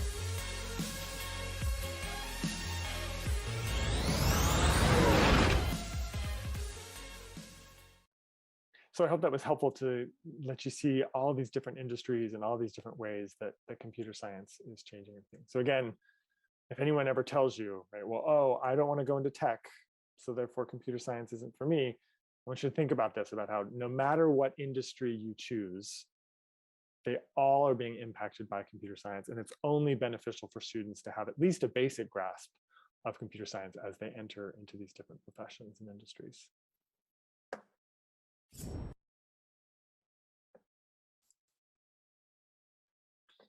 As I was alluding to before, one of the other misperceptions that people have is that, oh, when I think about someone who's a coder or someone's working in computer science, it's someone by themselves working in a basement that's just working at all hours, wearing a hoodie, that kind of image that people have of a coder. And actually, most jobs aren't like that, right? If you're working in computer science, in a lot of cases, it's about creativity and collaboration.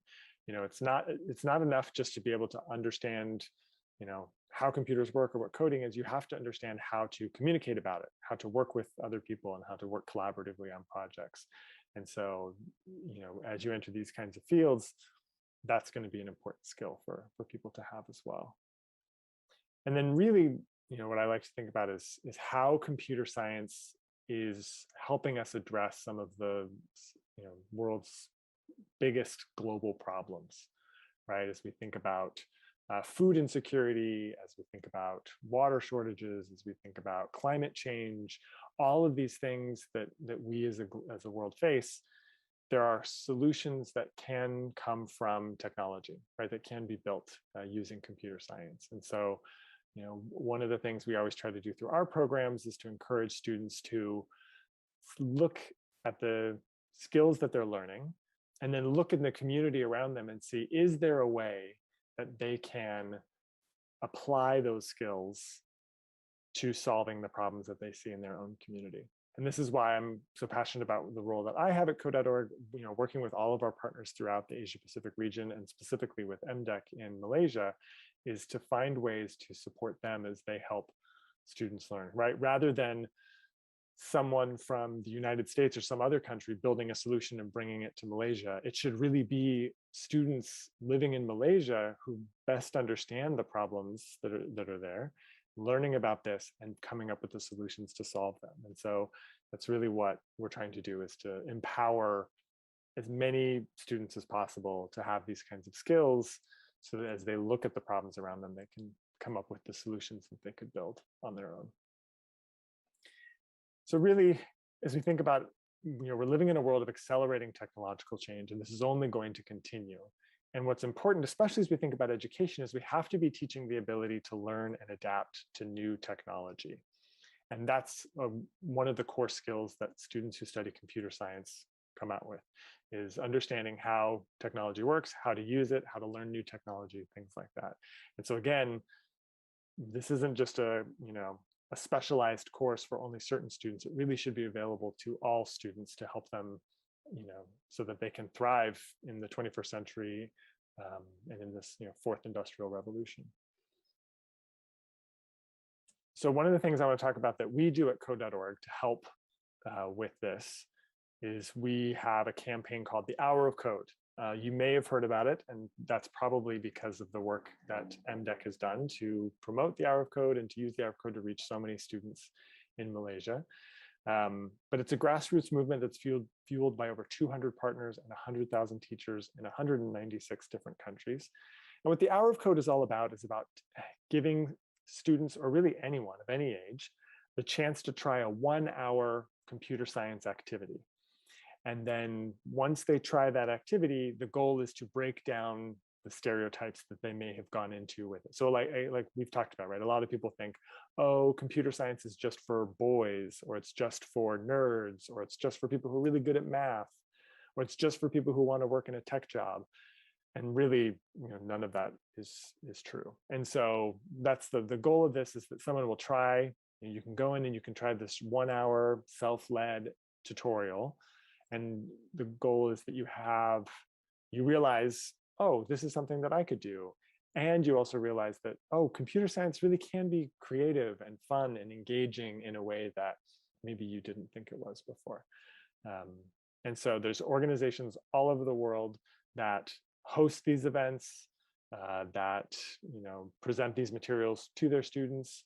You can participate in a group as part of a classroom setting, or in an after-school program, or you can go to hourofcode.com or to code.org. Both websites have these same materials, and you can see a long list of different activities to try based on what your interests are, what kind of a device you have, all of that. And the impact of the Hour of Code has been that there's been more than 1 billion hours served and counting since we started the Hour of Code in 2013. And so it's been wonderful to see so many students all over the world who've been drawn to this and been introduced to it by either teachers or parents or friends, things like that. As we think about the Hour of Code, and again, kind of the role that it can play, let's think about someone who's kind of starting their journey to a computer science or technology role. it can be daunting to think about all the different things that you're going to have to learn, or you're going to have to study, or whatever that may be. But what we try to do is to help break that process down into steps, right? So that it's a little bit more gradual, it's a little bit more, it's easier for someone to see how they can make that journey to where they want to go. And for us, that first step really is the hour of code, right? The hour of code is kind of that first thing where you get that exposure and you see what it's like. And so again, if you haven't participated in the hour of code, I would encourage all of you to give it a try. If you have, I would encourage you to find someone, maybe it's a friend, maybe it's a family member. Again, it doesn't matter what their age is. It doesn't matter kind of what they do, to have them try it out and see what they think. And so one of the ways that we help promote this campaign, let me go back a second, is that we create all these different tutorials to make it fun and engaging for students. And so some of them are things that we create our own characters and kind of create our own things. So we have one that's called Dance Party that teaches you how to code while you code a character doing dances to popular songs. AI for Oceans is a tutorial that teaches you the basics of artificial intelligence and machine learning. And so that's something that's really popular for students. But then we also have recognizable characters from things like Minecraft, Star Wars, or Frozen. And in all of our activities, we try to make sure that they're as equally appealing to girls and young women and to boys and young men. As I'm sure is the case in Malaysia, as it is in most places around the world, computer science roles are predominantly filled by men.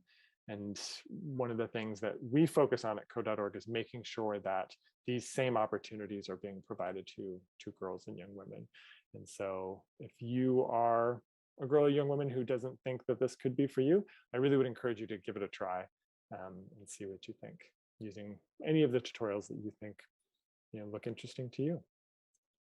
One of the things I want to do today is to show you one of these activities.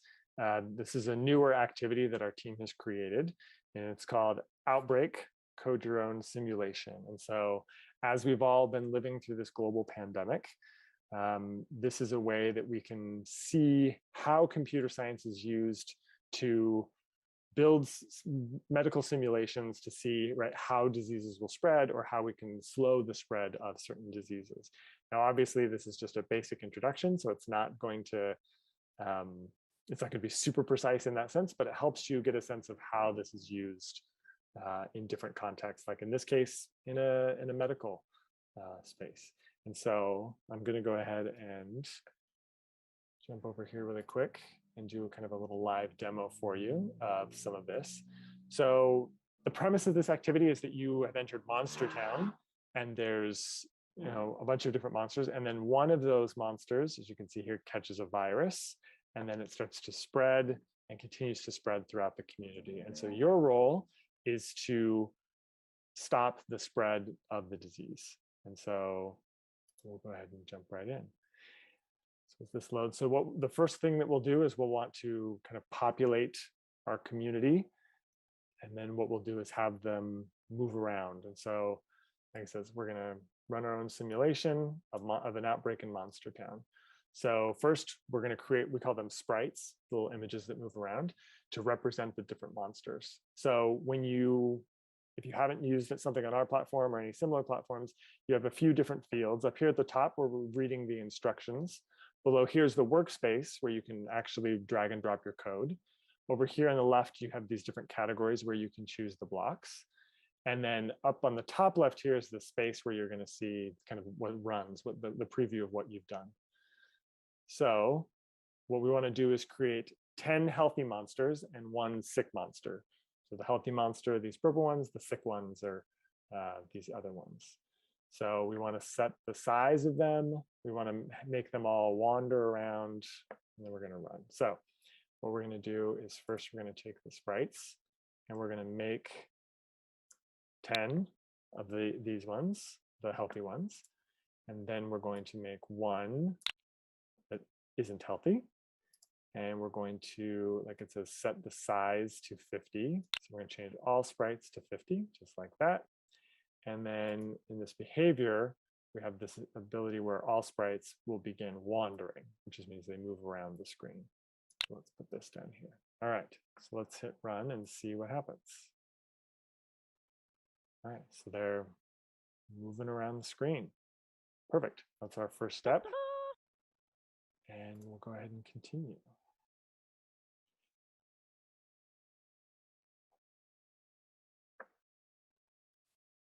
So now that we have our community set up, we need to kind of simulate the spread of the disease. And so we have this action where we can say, okay, when the purple, healthy character touches the sick character, what should happen? So what we're going to do is we're going to take the block inside the healthy monsters and change the healthy monsters to sick monsters when they touch. So we can lift up this one. So we can say when the healthy monster touches the sick monster, we're going to change this healthy monster. So I drag it into this little slot here. Let's try that again. Let me get it. Perfect. There we go. Get this one out of the way. Let's move it over here. Okay. So when the healthy monster touches the sick monster, so let's see if this works. So I'm going to hit run. So here we have sick monster and the healthy monsters. Oh, there we go. And as you can see, they're spreading it all over. Oh no, well, that spread really quickly.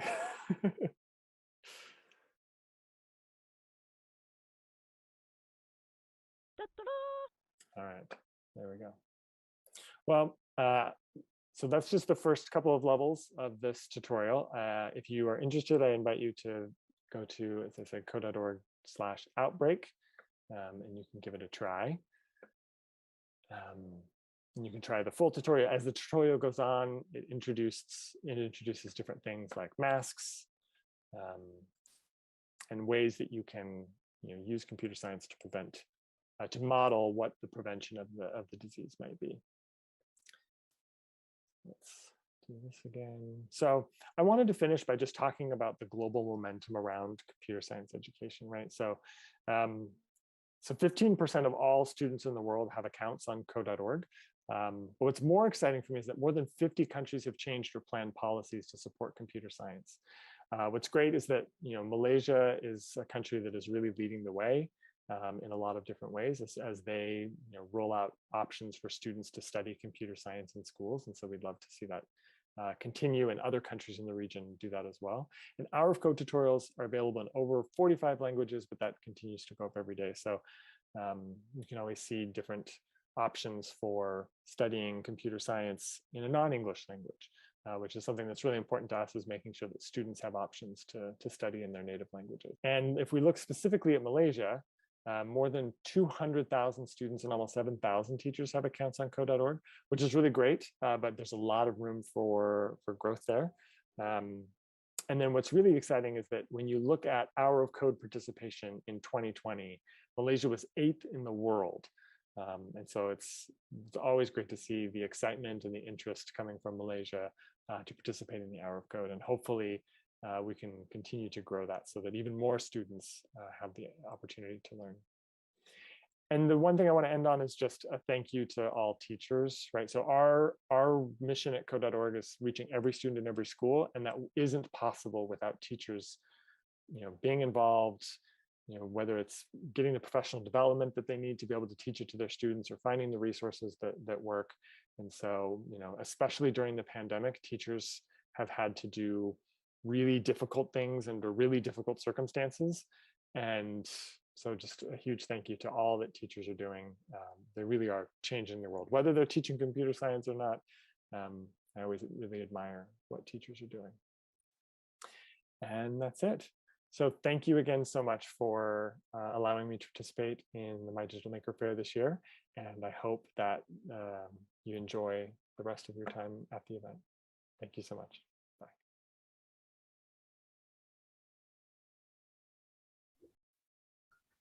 Alright, itu dia perkongsian video bertajuk Computer Science for Everyone daripada Hadi Partovi and Jack Bell daripada code.org. Okey, jadi mesti penonton tertanya-tanya apa lagi lepas ini. Jadi jangan ke mana-mana. Pada jam 12 tengah hari ini, kita akan teruskan dengan perkongsian informasi digital berkaitan penggunaan Microsoft Excel. Jadi jangan ke mana-mana, dalam lebih kurang 30 minit lagi kita akan kembali bersiaran. Untuk itu saya tinggalkan anda dengan video selingan.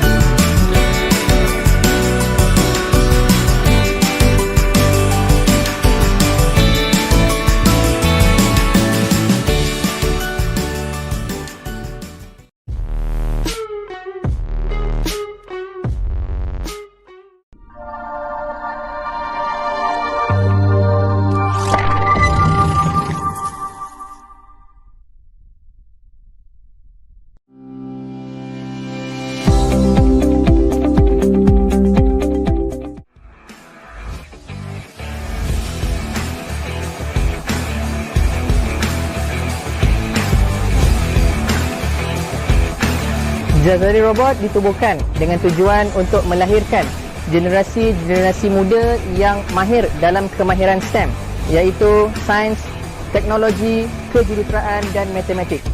Dengan moto Develop Young Engineers, kami memfokuskan kepada pembinaan modal insan yang boleh mengaplikasikan penggunaan teknologi digital selari dengan Industry Revolution 4.0 atau IR 4.0. Kelas robotik yang diadakan di Jazrul Robotic Academy adalah seperti yang dikehendaki oleh konsep pembelajaran abad ke-21 atau PAK 21 yang menekankan aspek pembelajaran secara seronok dan santai. Kami memfokuskan pada elemen 4C iaitu collaboration, communication, creative and critical thinking. Kami mengalu-alukan kerjasama dan kolaborasi dari pihak luar dan pengetahuan dalam bidang STEM, sains, teknologi, kejuruteraan dan juga matematik kepada anak-anak muda, penduduk setempat dan golongan dewasa untuk mengenali dunia digital pembelajaran, microprocessor, Arduino, Raspberry Pi, drone programming dan banyak lagi.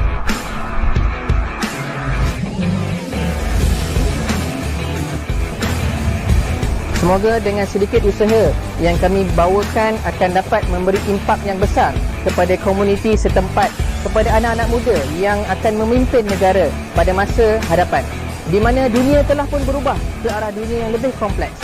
Robot, AI dan machine learning menjadi rakan baik manusia pada masa tersebut.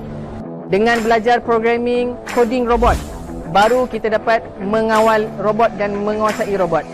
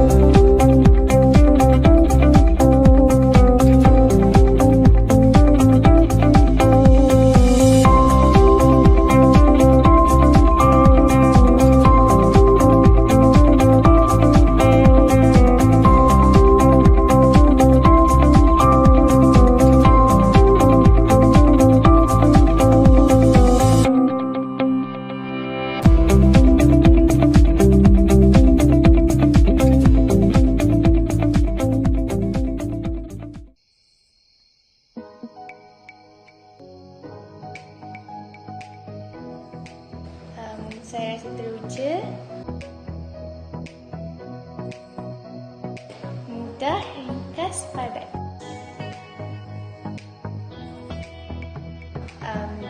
Jom belajar robot sama-sama sebab kita dapat belajar benda baru, and saya best.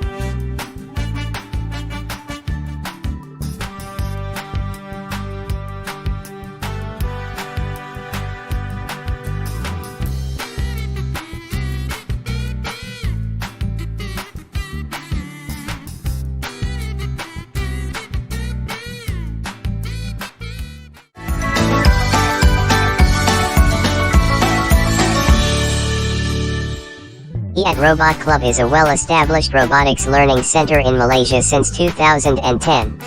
Our E@, Robot Club learning centers are in all around Malaysia. Kids can learn robotics with Dream 2 at E@, Robot Club.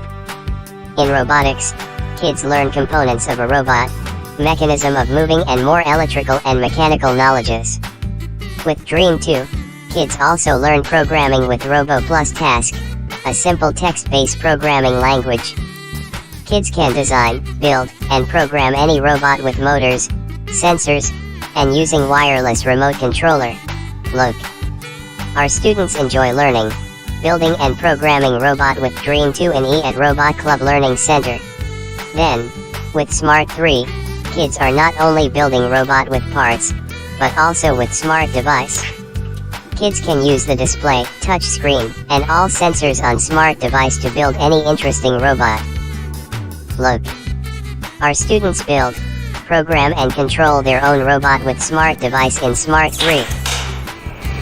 Furthermore, our students can explore to industrial automatic guided vehicle with Turtlebot 3.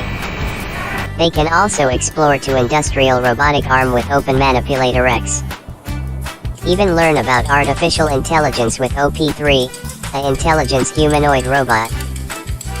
Every year, all E@, Robot Club students gather together in STEAM Cup Malaysia, a national robotics competition. There are many games in STEAM Cup Malaysia, such as presenting your creative robot.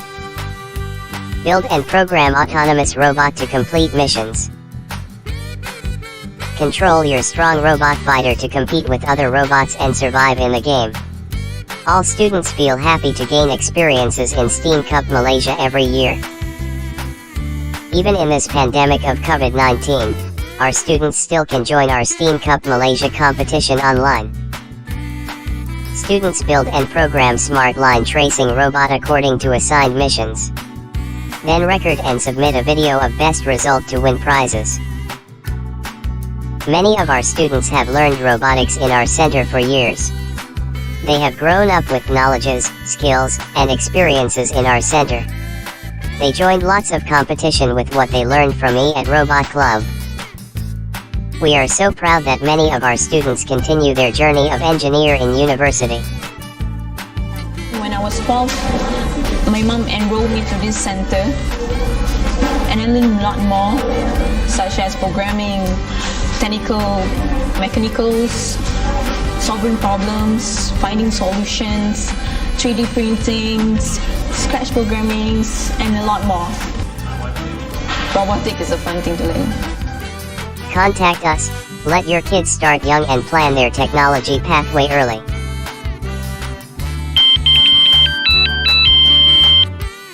Check out our website, Facebook, Instagram, and YouTube channel for more information and contact with us.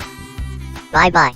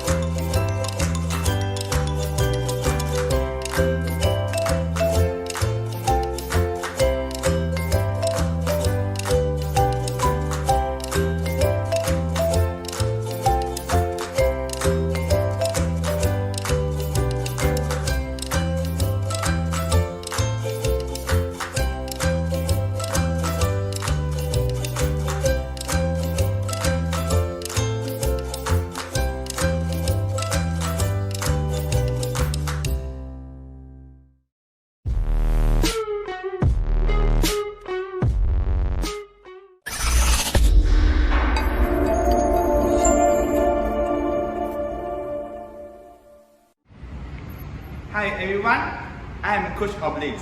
Today, I'm going to show you the robotics economy. Let's go! Welcome to RoboForce, my digital maker hub that our students run the STEAM activities. The STEAM education is an acronym of science, technology, engineering, arts, and mathematics. The extreme growth of technology in this era creates high demands of talent in tech. Therefore, it also creates an impact to the education. RoboForce is a startup by a group of young adults to provide robotics training, engineering services, and education technology research and development. We are located in World Heritage, Malacca.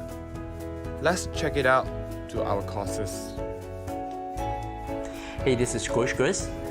Let me introduce you our robotic courses in our academy. Our robotic courses are designed based on STEAM educations, and it can be broken into 3 lessons, which are electronics, coding, and mechanical. For electronics, we teach the students on the basic knowledge of electronics, how to design and fabricate the electronic circuits.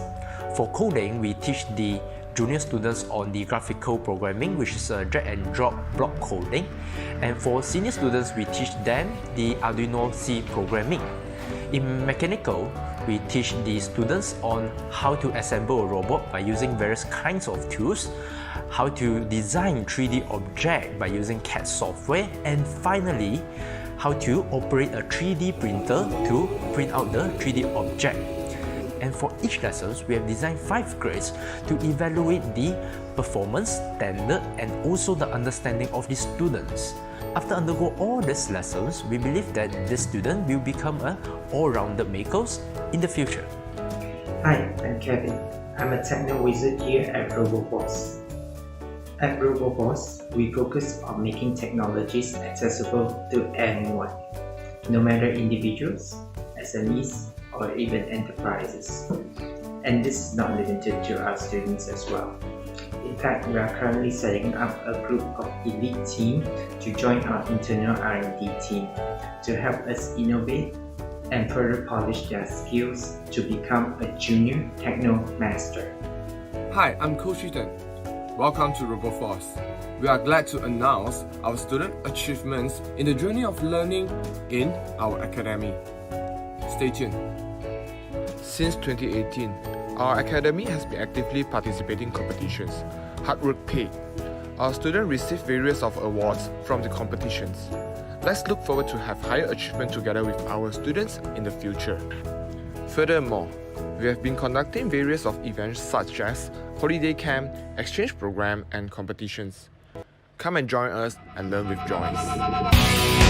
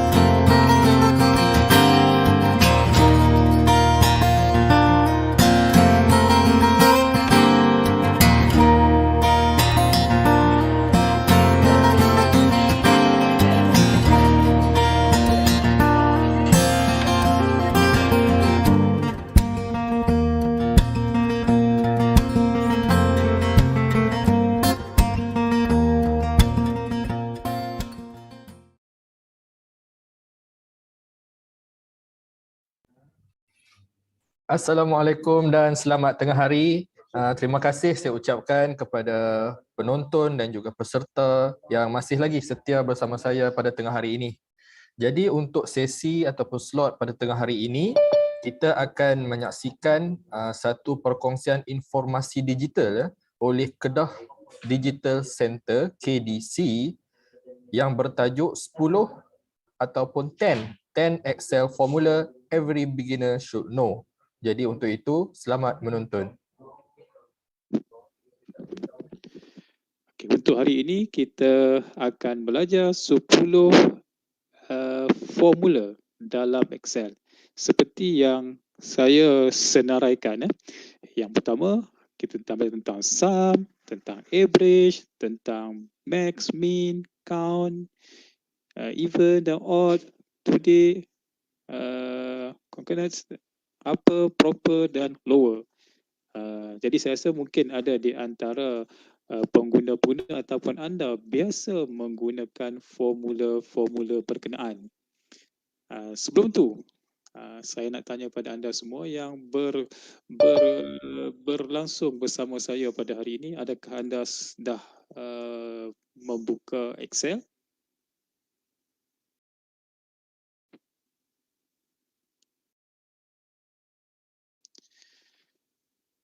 Okey, baik. Jadi sebagai permulaannya dalam Excel ni sebenarnya seperti saya maklumkan kepada anda semua tadi bahawa dalam Excel ni kita ada sebenarnya banyak formula sebenarnya. Jadi untuk hari ini saya akan cuba mengenengahkan, cuba menunjukkan tentang 10 formula Excel asas yang mungkin kita akan sering gunakan dan sebagainya lah. Bagi anda yang biasa menggunakannya, tak apa. Kita sama-sama kita buat, sama-sama kita ulang kaji. Okey, baik. Untuk yang pertama ini, kita akan lihat dulu tentang formula yang paling asas iaitu tentang sum. Ya, sum ya. Okey, apa itu sum? Okey. Alright. Kebiasaannya untuk formula sum ini kita akan kita akan gunakan apabila kita nak buat tentang pengiraan, nak tahu jumlah sesuatu bilangan. Okey. Baik, seperti yang anda telah lihat pada skrin sekarang ni dekat hadapan yang sekarang ni. Okey, dekat kolom B ni saya dah typekan dan saya dah masukkan data-data nombor berkenaan ya. Data B3, saya typekan 2, 8 hingga kepada B8 dengan akhirnya dengan nombor 5. Okey. Jadi untuk dalam formula sum ni sebenarnya ada pelbagai cara untuk anda nak dapatkan hasil hitungan operasi penambahan. Tetapi untuk formula pada hari ini, saya akan tunjukkan kepada anda tentang menggunakan sum. Okey, untuk dapatkan jawapan ni, anda boleh letakkan di mana-mana saja petak jawapan ataupun boleh aktifkan mana-mana saja sel, okey, sel yang anda nak letakkan jawapannya. Okey, contohnya, untuk formula kali ini, untuk latihan sum ini, saya akan letakkannya di E7. Okey. Okey. Mungkin anda yang dah sedia dengan buku nota ataupun nota-nota yang ada dekat anda tu, anda boleh sama-sama mencatat untuk formula-formula berkenaan. Yang pertama, mudah saja. Dalam Excel ni, okey, yang paling pertama anda kena typekan equal. Okey, macam saya type kat depan ni, equal. Okey, jelas ya. Okey. Saya ulang semula ya. Okey. Equal. Okey, kemudian anda boleh typekan perkataan sum, S-U-M. Okey, bila anda type perkataan sum tu, cara tak langsung dia akan keluar lagi apa ni senarai, senarai formula-formula yang terdapat dalam Excel. Ada kan? Sum, if dan sebagainya. Tak apa. Yang lain tu mungkin kita akan belajar pada episod yang akan datang. Okey, kita tumpu pada sum dulu. Okey.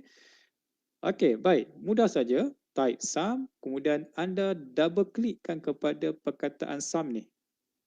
Okey, nampak tu. Okey. Right. Okay, next tu sum number 1 and number 2. Jelas ya? Okey, bawa kita punya mouse ni, kita highlightkan ke semua nombor berkenaan, kita aktifkan dia. Okey, pastikan rank dia di antara B3 sampai kepada B8. Dapat ya? Okey, kemudian lepas tu kita enterkan dia. Dapat jawapan dia lah 48. Okey. Jelas? Dapat ya? Okey, saya ulang balik. Okey, kita ulang latihan balik. Anda dah type semua ni ya? Dah type balik ni nombor-nombor berkenaan ni dah? Okey, kita type kat sini. Saya buat file saya delete kalau tahu saya akan padam di fungsi ni. Okey. Apapun formula dalam Excel ni, dia mesti bermula dengan equal ataupun sama dengan. Okey. Dan anda type situ ialah sum. S-U-M. Okey, kemudian double klik dekat sum berkenaan dan anda highlightkan dia ataupun aktifkan kolom-kolom berkenaan lah, sama kolom ke row ke, anda aktifkan dia. Okey, sekarang ni saya aktifkan di antara B3 hingga B8. Kemudian anda enterkan dia. Okey, dapat jawapan tu.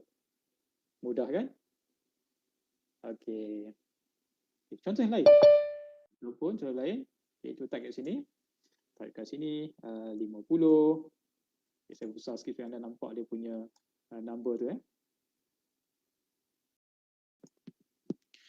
Okay, dekat H ni 50, 70, kemudian 12, kemudian 10. Katakan 10. Okay, ingat balik macam mana dapatkan dia punya jawapan dia. Alright. Tak kisah, anda boleh aktifkan mana-mana saja sel dalam Excel ni. Aktifkan dia. Kemudian, apa yang kena buat ialah S-U-M. Sum. Dan kita double klik dekat sum ini. Highlightkan ia. Okey. Aktifkan dia dan enter. Dapat jawapan tu. 142. Okey, baik, jelas ya.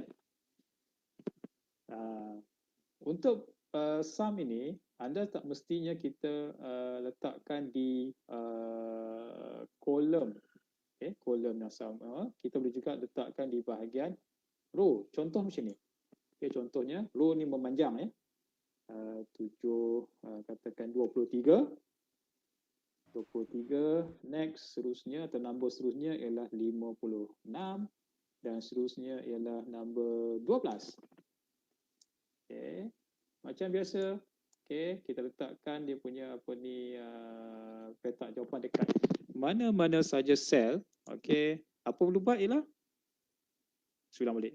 Apa perlu buat ialah sama dengan. Right, kemudian typekan sum. Dan seterusnya, bila terpaparnya arah-arahan berkenaan, anda ambil sum, double klik sum dan highlight dia. Okey, untuk latihan tadi anda telah highlight menggunakan kolom. Sekarang ini ialah row. Okey, melintang. Anda enterkan dia. Ini jawapan dia. Dapat semua? Mudah kan? Okey, jadi maknanya sekarang ni untuk anda nak dapatkan operasi nak dapatkan jumlah, jumlah bagi operasi penambahan, anda boleh menggunakan kaedah sum. Equal, ulang balik, equal sum, kat situ equal sum, kemudian highlightkan nombor-nombor berkenaan. Okey, kemudian anda enterkan dia, akan dapat. Okey, boleh tu ya. Okey, baik. Sama dengan SUM. double klik, highlight dan enter. Okey, dapat ya? Okey, baik. Itu merupakan formula yang pertama tentang sum. Kita beralih pula kepada formula yang kedua, iaitu average. Okey, average.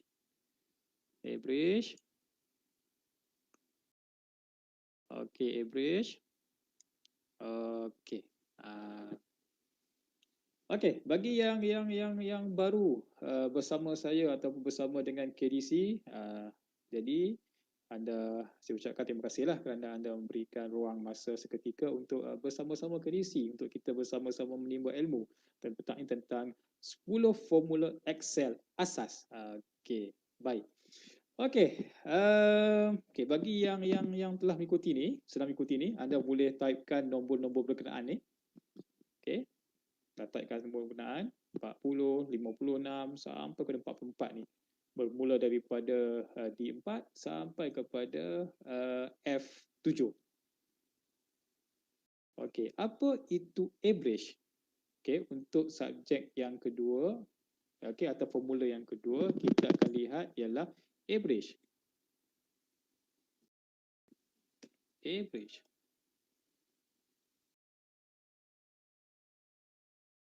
Okey. Kalau average bermaknanya apa? Kita nak dapatkan purata. Okey, purata kesemua nombor-nombor berkenaan. Kalau secara biasanya, kalau kita buat pengiraan secara biasanya, kita akan campurkan kesemua, maksudnya dapatkan jumlah kesemua nombor-nombor berkenaan, bahagikan dengan berapa nombor yang kita ada. Okey, itulah yang ialah average ataupun purata.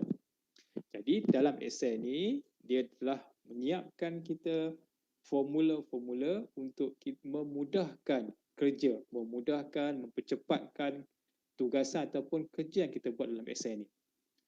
Okey, baik. Semua dah siap dah? Time ni dah? Okey, dah siap. Okey, sama juga anda boleh aktifkan pada mana-mana saja petak ataupun sel untuk anda tuliskan jawapan berkenaan. Okey, sama dengan. Alright. Okay, typekan itu apa ni seterusnya ialah average. Okey. A-V-E-R-A. Okey. Sekarang ni dah nampak. Sini pun dah ada, dah keluar dah dia punya formula. Okey. Okay, kalau anda perasan, dekat sini pun dia dah terangkan apa itu kegunaan average, return the average, arithmetic mean apa semua tu sampai pada habis tu lah. Okey, baik.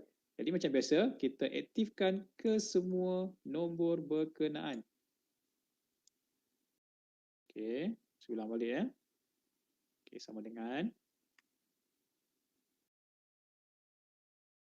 average. Okey, naik semua tu. Kemudian highlightkan dia dan seterusnya kita enter. Dapat jawapan dia ialah 6647. Boleh? Okey, kita cuba sekali lagi. Okey. Dah type jawapan dia, dah type dia punya ni. Cuba sekali lagi. Siapa yang telah buat tu, kita ulang sebalik. Tak kisahlah. Anda letakkan di kolom I ke, J ke, mana-mana pun tak kisah. Okey, letak kat situ. Okey, baik. Apa dia? Jangan lupa yang paling penting ialah apa? Equal. Sama dengan. Okey. Kemudian anda typekan average. Perkataan average Okey. Kalau anda type sedikit pun, tak langsung dia akan keluar dah, ulang balik dia akan keluar dah dia punya senarai formula kat bawah tu. Okey, anda cuba klik sini ya, ke average ni. Double klikkan dia. Okey. Kemudian highlight dan enter. Okey. Semua dah dapat? Mudah kan? Average. Okey, baik.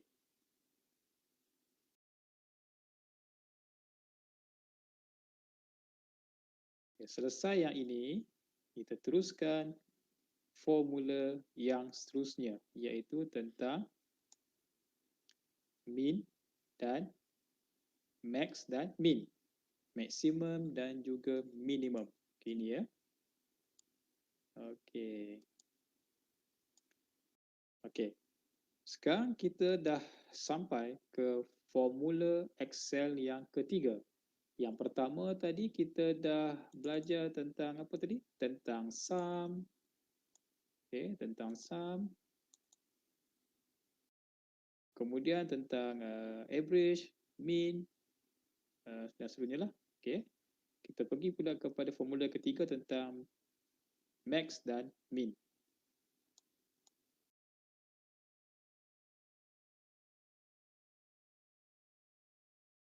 Sekejap ya.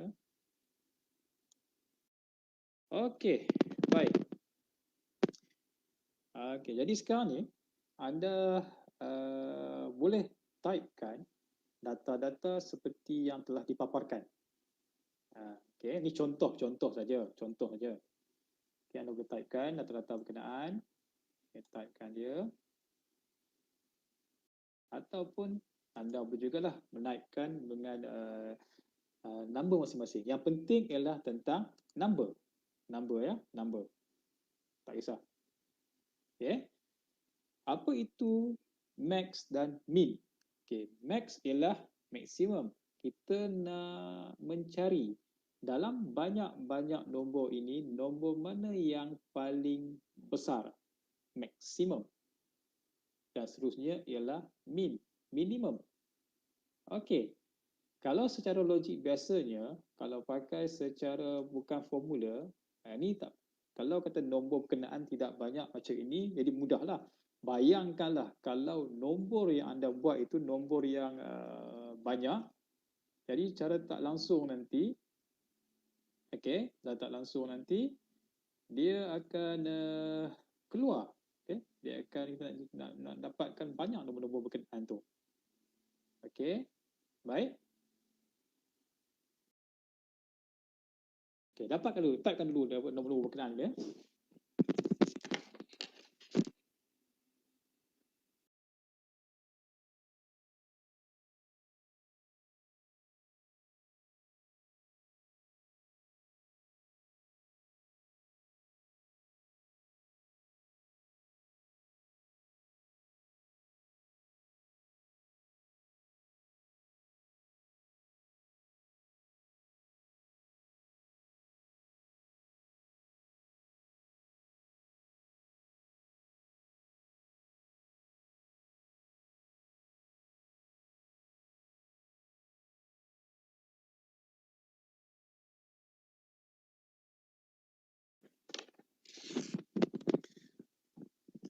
Okey, dah type semua dah? Siap?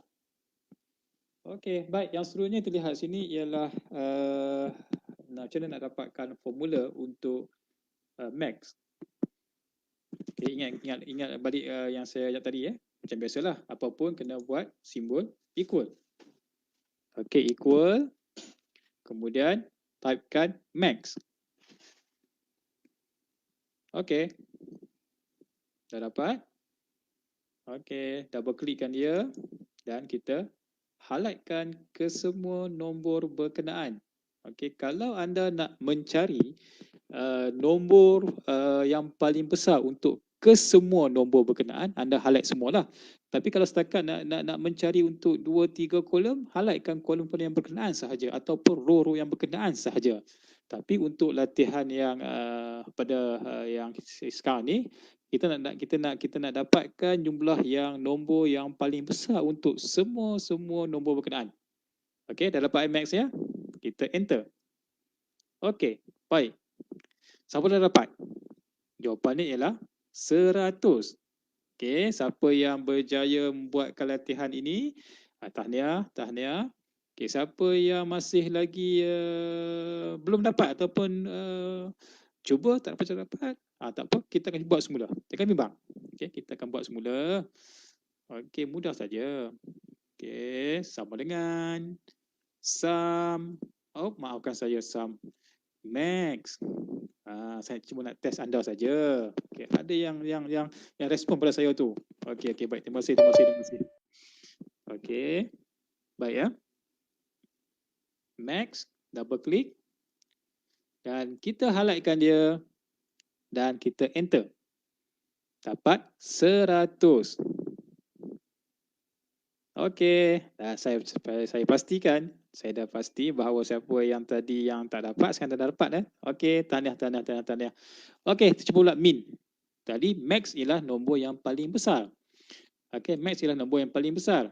Min ialah nombor yang paling kecil. Okey, dalam banyak ini nombor yang paling kecil.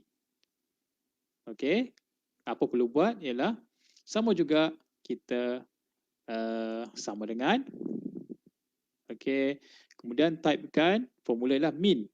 Okey, jadi siapa yang ada buku nota boleh catatkan, okey, min untuk apa, max untuk apa. Okey, jangan lupa siapa yang mencatat itu pastikan anda catatkan belakang ini ialah simbol equal. Sama dengan kena ada. Kalau anda setakat menaip perkataan min sahaja, memang tidak akan maksudnya formula Quran tidak akan aktif atau nanti dia akan naik error. Kotak error pun dia akan tak dapat jawapan langsung. Okay, dah min okay, macam biasa double klikkan min tu. Highlightkan dia. Dah? Okey, kemudian enter. Dapat 12. Okey. Nah, sekarang ni dalam nombor-nombor berkenaan ni nombor yang paling besar ialah 100, nombor yang paling kecil ialah 12. Okey. Kita cuba sekali lagi untuk latihan ni, last Cuba sekali untuk latihan ni. Okey. Baik, bagi anda yang baru bersiaran langsung beronline bersama saya untuk petang ini. Okey, sekarang ini kita masih lagi dalam maksudnya dalam formula yang ketiga tentang min, max dan min. Okey, baik ya. Okey, cuba sekali lagi. Okey. Sama dengan ya lagi. Type pun sekali lagi. Oh, betul. Okey, ada yang beri respon pada saya. Okey, kita max kan dia.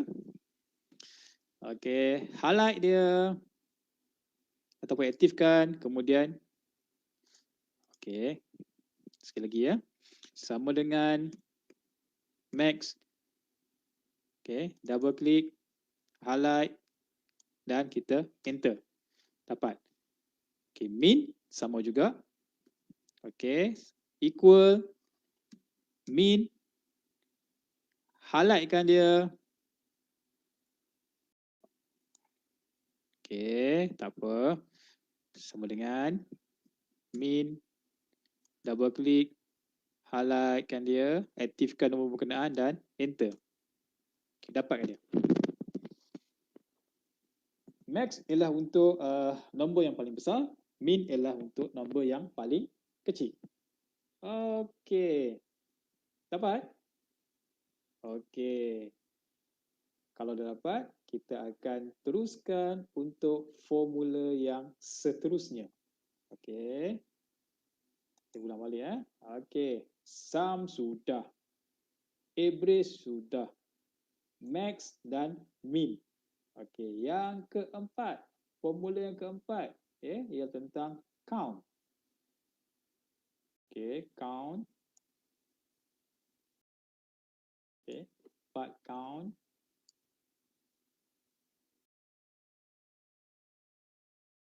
Okey. Baik.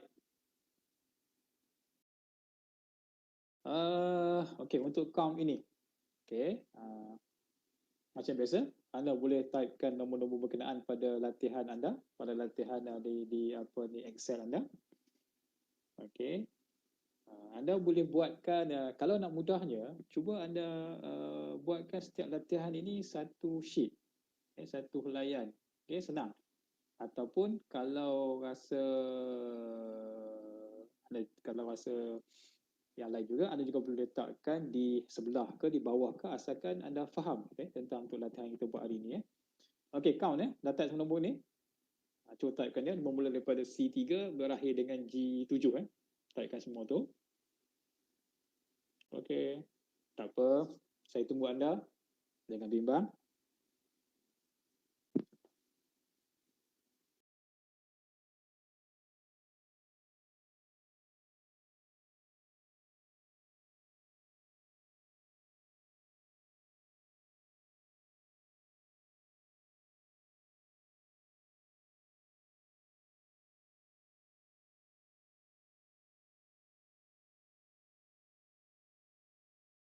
Okey, dah ya.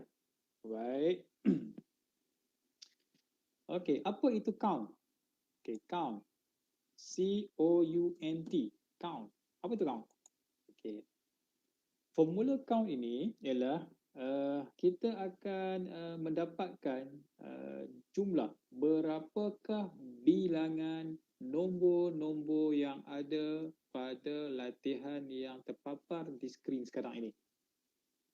Berapakah bilangan nombor, bukan berapakah jumlah nombor. Kalau jumlah maksudnya kalau jumlah nombor adalah hasil sum tadi. Tapi kita nak tahu sekarang ni cara logiknya berapakah ataupun jumlah ataupun bilangan nombor-nombor yang ada di sini. Okey. Ini tak apalah, nombor ni sedikit saja. Tapi kalau nombor tu banyak, takkan kita nak bilang satu persatu kan? Okey, mudah saja. Sama juga sini. Kita aktifkan dekat kita punya mana-mana sel saja. Okey. Okey, dapat ya? Okey, typekan kataan pula. Okey, equal the count. Alright, dah count. Kemudian kita double klik pada count berkenaan dan kita highlightkan dia. Okey, dan kita enter. Dapat je dah, 25. Okey, dapat semua 25? Okey, apa 25? Okey, 25 ialah bilangan nombor yang ada sini. Contoh macam inilah kita bilang 1, 2, 1, 2, 3, 4, 5. Okey, 1, 2, 3, 4, 5. Jadi 5 kali 5 bermaknanya 25 number. Okey, kalau cara biasa, takkan kita nak membilang nombor-nombor berkenaan banyak kan? Okey, kita cuba sekali lagi. Okey, sama dengan count, double klik count dan kita highlightkan ke semua ni. Okey, dan kita enter. Ataupun mungkinlah anda cuma nak mengetahui berapa bilangan number untuk katakan untuk di antara kolom C dan kolom D saja. Okey, kita highlight ini. Highlight ini, ke bawah ini. Okey, kita aktifkan. Aktif ataupun highlightkan dia dan kita enter. 10. Baik ya, boleh ya. Dari lepas ini anda tak perlulah mengira secara manual. Okay, 1, 2, 3, 4. Ini tak perlu nombor sikit kalau nombor banyak nanti. Okey, ini tentang count. Okey, dah semua ya. Okey, baik ya. Jadi untuk yang ketika ini, saat ini, anda telah belajar tentang 4 formula Excel, iaitu sum, average, max, min dan juga count. Dapat semua? Okey, baik. Okey. Ini merupakan formula-formula yang asas. Okey. Ataupun kalaulah anda mungkinlah tadi untuk yang ketiga-tiga ini saja, yang keempat-empat ini saja, anda seorang boleh dekat sum ni, dekat sum, contoh sum ni Saya back sikit, saya ulang sedikit ke belakang sedikit. Dah ya. Untuk sum ni, okey. Untuk sum tadi, saya sebut tadi tentang sum kan. Okey, sum sama dengan sum. Betul? Betul okey. Ataupun kaedah yang kedua, anda boleh gunakan dekat sini. Dekat formula auto sum ni, nampak atas ni yang saya paparkan ni, saya tunjukkan meja ni. Ada ya? Okey. Sama juga anda aktifkan dia. Kemudian anda klikkan dekat apa ni, auto sum ni berada dekat menu home. Home. Ada home ya. Jadi maknanya tidak semestinya kita menaip. Sebenarnya ada juga formula-formula yang terdapat di atas dekat kita punya apa ni, menu bar ni. Okey, kat menu bar ni. Okey, tentang apa ni, sum tadi ya. Aktifkan dia, klikkan auto sum ni. Ada kan sum? Ada kan? Klik sum dan highlight. Anda enterkan dia. Dapat? Apa bezanya? Bezanya ialah anda tidak perlu menaip. Cuma anda perlu klik saja. Yang tadi anda kena type kan? Equal, sum dan sebagainya. Saya ulang balik ya. Aktifkan dia, kemudian klik kat auto sum ni, ambil sum. Okey. Dan kita highlightkan dia. Enter. Kita dapat jawapan yang sama juga. Begitu juga dengan average. Okey, average pun anda juga boleh menggunakan dekat formula bar berkenaan. Macam biasa, aktifkan dia. Okey, yang ni anda tak perlu type ya. Tak perlu typekan dia. Cuma klik saja. Aktifkan dia. Okey, pergi dekat menu bar home ni, kemudian pergi dekat ujung sekali dekat ni ada auto sum Okey, tadi apa ni? Average kan? Klik average. Dah average semua. Average. Aktifkan nombor-nombor berkenaan dan anda enter. Okey, dapat juga kan? Alright. Okey, baik. Saya ulang balik ya. Aktif. Home. Dekat ni auto sum ni, jangan klik auto sum ya. Klik dekat anak panah kecil ni. Okey. Tadi average. Dah, ambil average. Kemudian anda highlightkan dia, kemudian kita enter. Dapat. Okey. Begitu juga yang seterusnya tentang min dan max. Sama jugalah min dan max ni. Okey, tak apa, saya padam balik ni. Saya padam balik, saya cancelkan balik dia punya jawapan itu. Okey, dah. Okey, aktifkan max ni. Okey, aktif max. Oh, sekejap. Ada yang respon pada saya ni. Kenapa cikgu cepat sangat? Tahu. Ketimbang, saya akan, kita akan ni. Boleh ikutkan ni? Okey. Tak apa. Saya perlahankan sedikit. Okey, saya perlahankan sedikit. Okey, baik. Okey. Aktifkan dia. Kemudian, kita pergi dekat sini. Max. Adakah max ke ni kan? Okey. Max, highlightkan dia, enter. Dapat? Okey. Baik, seterusnya min, sama juga. Okey, tadi kita type equal min. Okey, sekarang tidak payah. Okey, sekarang kita cuma buat apa? Kita cuma aktifkan saja home, lihat pada menu bar atas ni, cari yang gambar ada auto sum ni, aktifkan dia. Kemudian klik kepada min dan highlightkan dia. Enter. Okey. Boleh?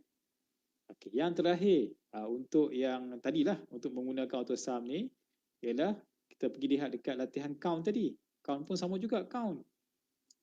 Okey, count juga sama juga. Okey, aktif kat sini.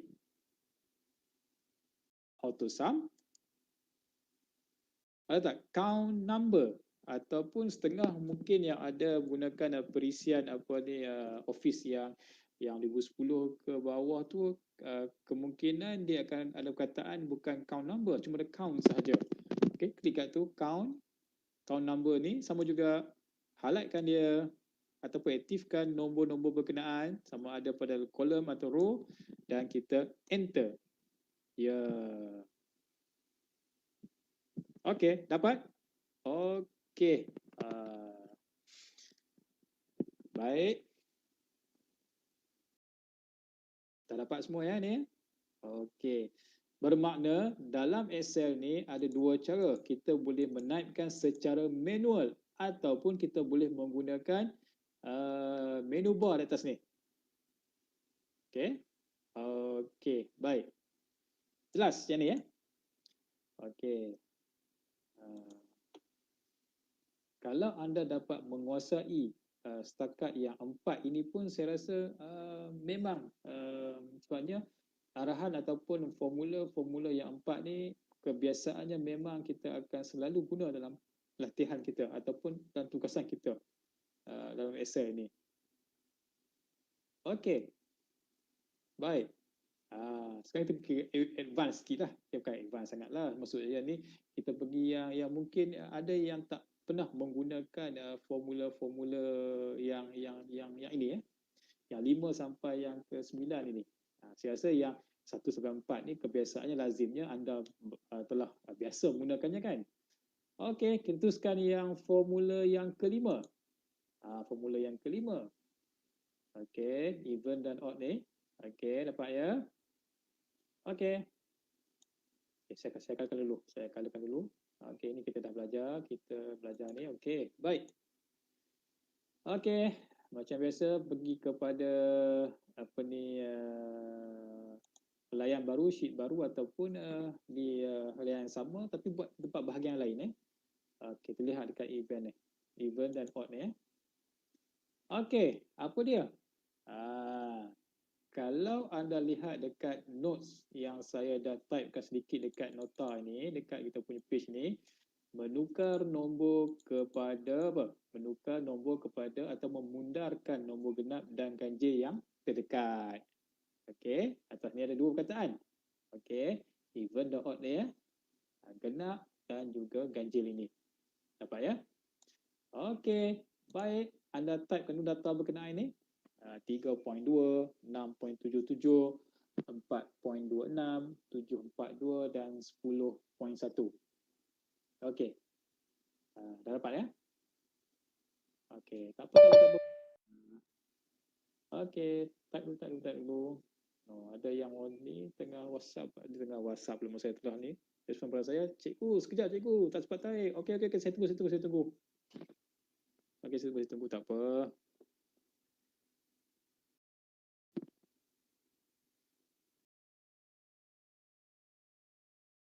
Okey, dah ya? Okey, bagi yang sekali lagi saya ulang bagi yang baru bersiaran bersama saya, selamat datang. Okey, ke apa ni belajar Excel, belajar Excel bersama KDC Kedah Digital Center.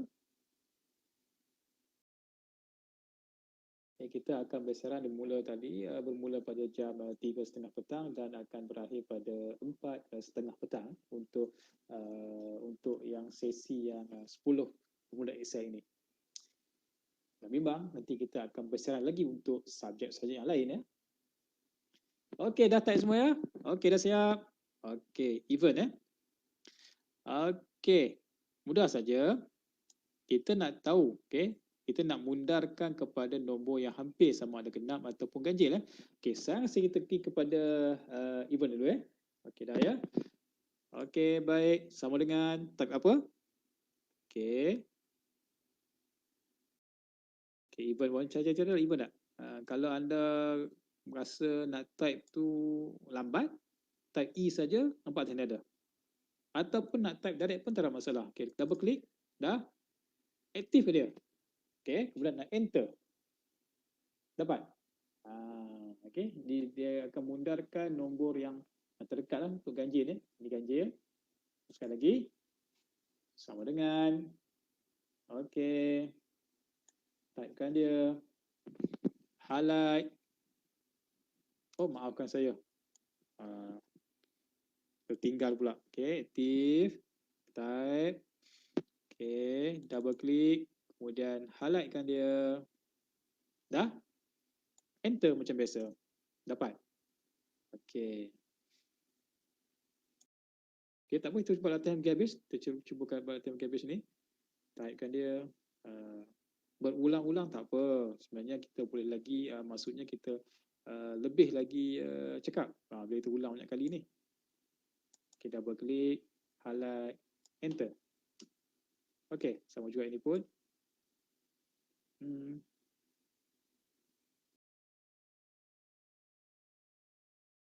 Okey, highlight, enter. Alright. Okey. Okey. Double klik, aktifkan dia ataupun highlight, enter. Okey, siapa yang dapat jawapan yang sama dengan saya angkat tangan. Okey. Baik, saya nampak. Okey. Tahniah, tak apa. Siapa yang tak jadi tak apa lagi, kita cuba lagi. Okey, sekarang kepada yang ganjil pula ya. Awak dia sama juga. Sama dengan type dia ODD. Ada ODD? Ada kan? Ni dia nak ni ODD. Double klikkan dia. Highlight. Dah. Enter.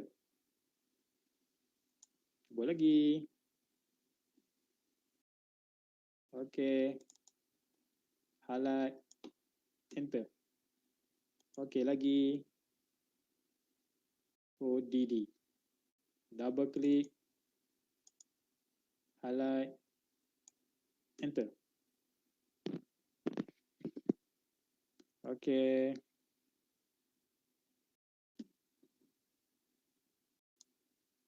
Highlight. Hop. Okey.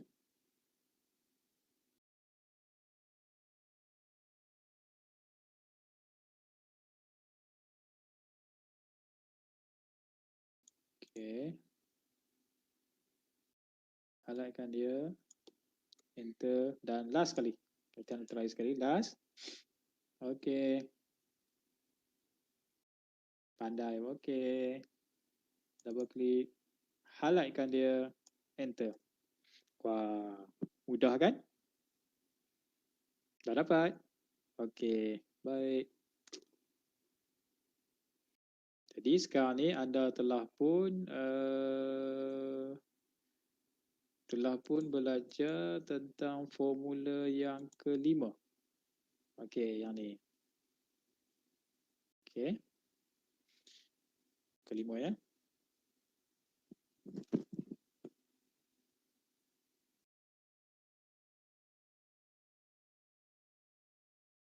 Okey, baik.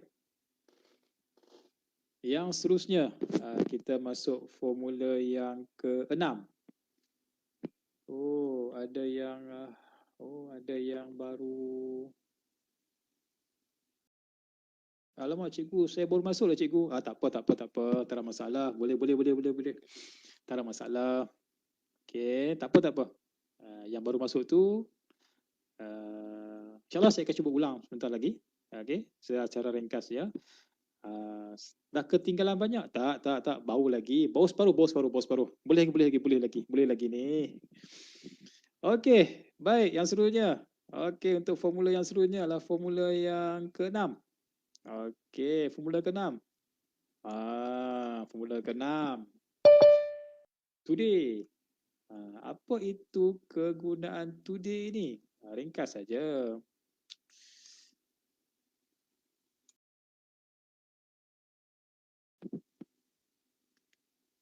Dah ya?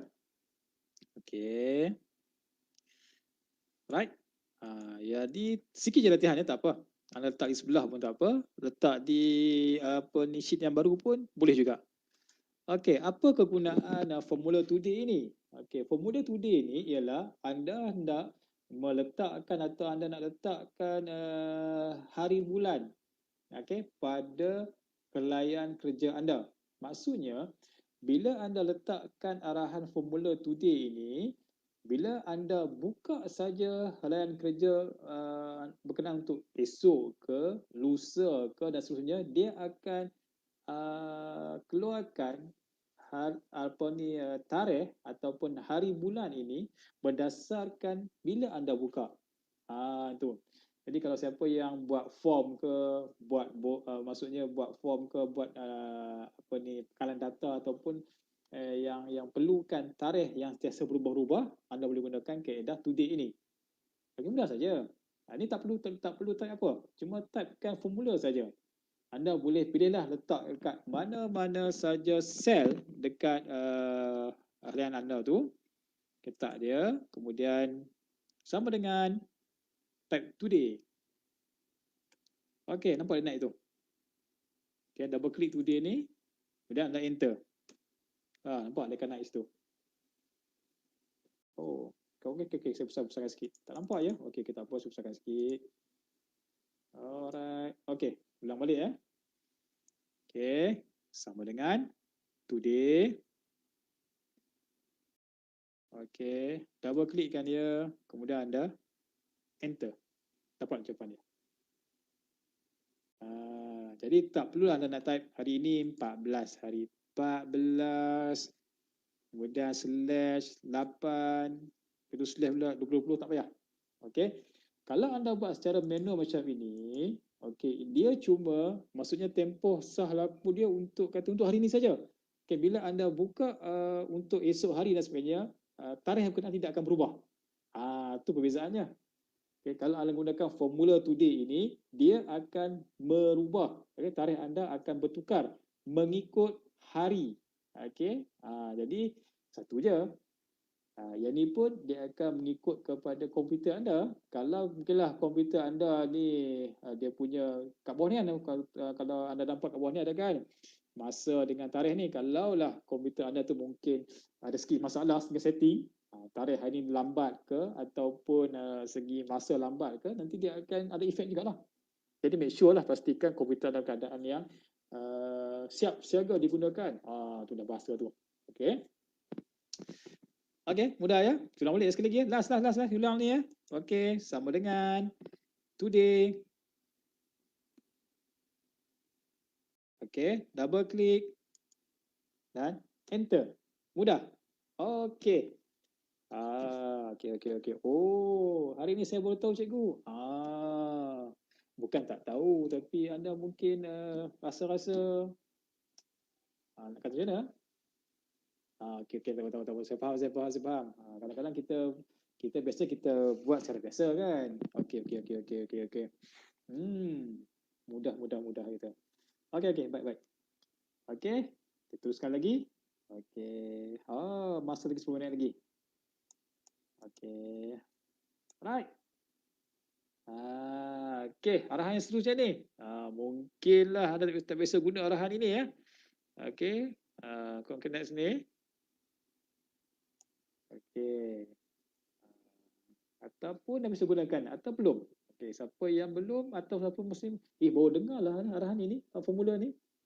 Okey, tak boleh tengok apa yang jadi sebenarnya. Okey. Kita buka kita punya ni. Okey. Okey. Ini contoh dia. Okey, typekan latihan ni dulu.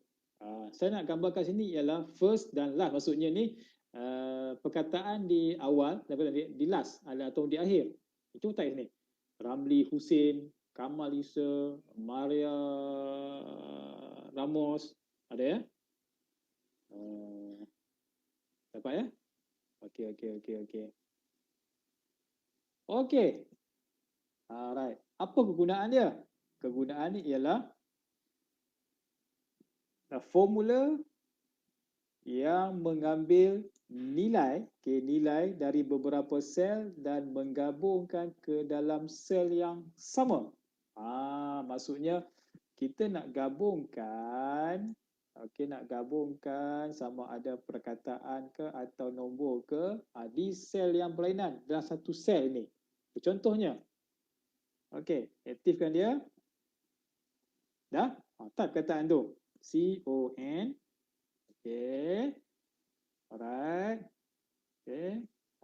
So dah type belum? Okey, kalau tak rasa nak type panjang, nampak situ, anda double klik dia. Dan anda highlightkan dia. Ramli dan Hussein. Dan kita enterkan dia.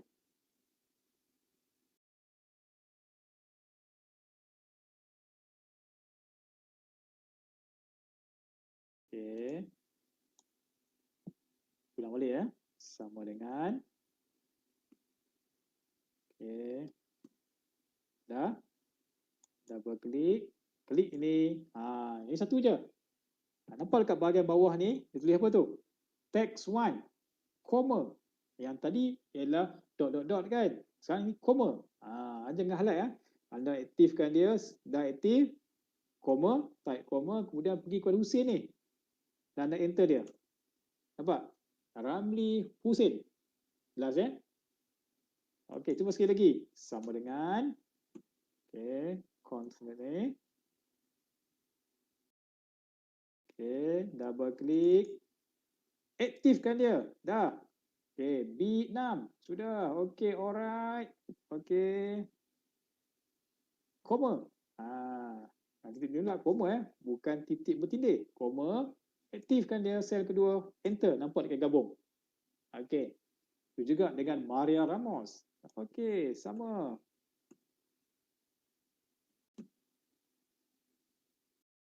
Double klik.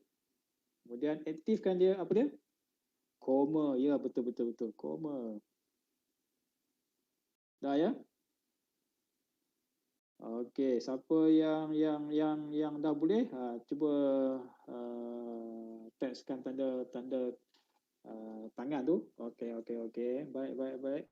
Ramos. Enter. Oops, enter dia. Dapat. Okey. Atau contoh ni.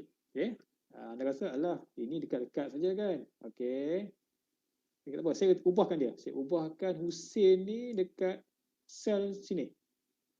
Okey, saya ubahkan sini.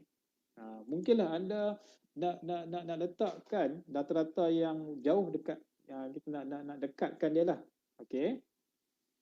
Sebetulnya yang jauh kita dekat-dekatkan, yang dekat kita mesra-mesrakan. Okey. Itu bahasa pula ya. Okey, baik. Okey, sama dengan. Okey. Apa tadi? Okey, tag formula tu. Okey, next tu. Kemudian kita double klik, aktifkan yang pertama, koma, dan yang kedua. Enter. Dapat juga. Setunjuk pada anda ialah kita boleh meletakkan kata last ni di ujung mana-mana saya kolom. Jadi tergabungkan. Tak kisahlah anda letakkan di kolom L ke, kolom J ke, tak kisah. Okey, tak kisah ni. Itu cara dia. Ulang last kali ni. Sama dengan. Okey, next tu.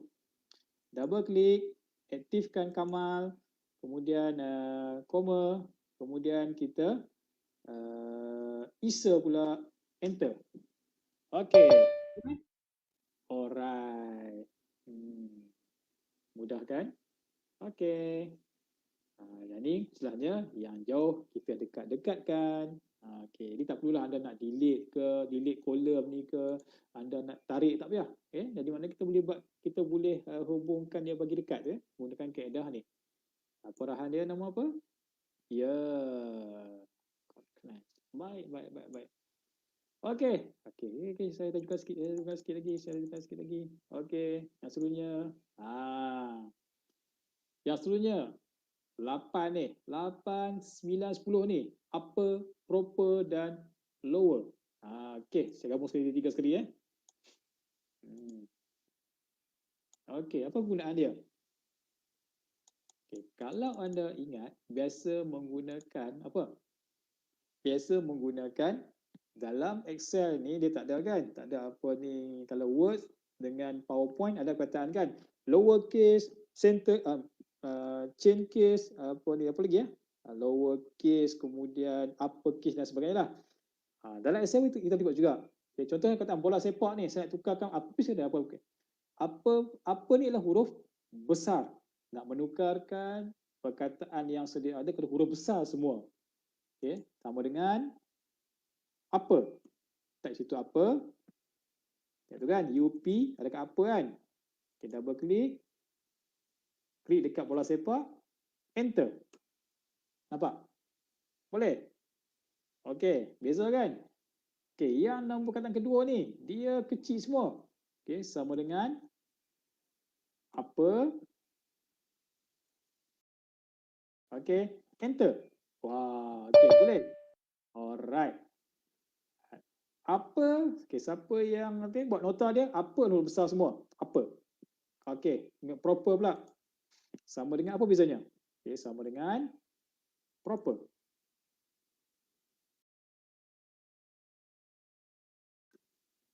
Okey dah, proper Okey, double klikkan dia, kemudian aktifkan bola sepak dan enter.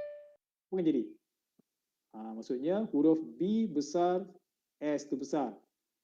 Yang kedua pula, sama dengan apa? Apa? Bola sepak ni, enter. Okey. Dia akan buat terbalik itulah. Okey, apa maksud saya? Saya pun dah tertasul dah ni. Sama dengan proper. Okey. Enterkan dia. Okey, dapat. Lower pada lower. Lower adalah huruf besar, huruf kecil kesemuanya.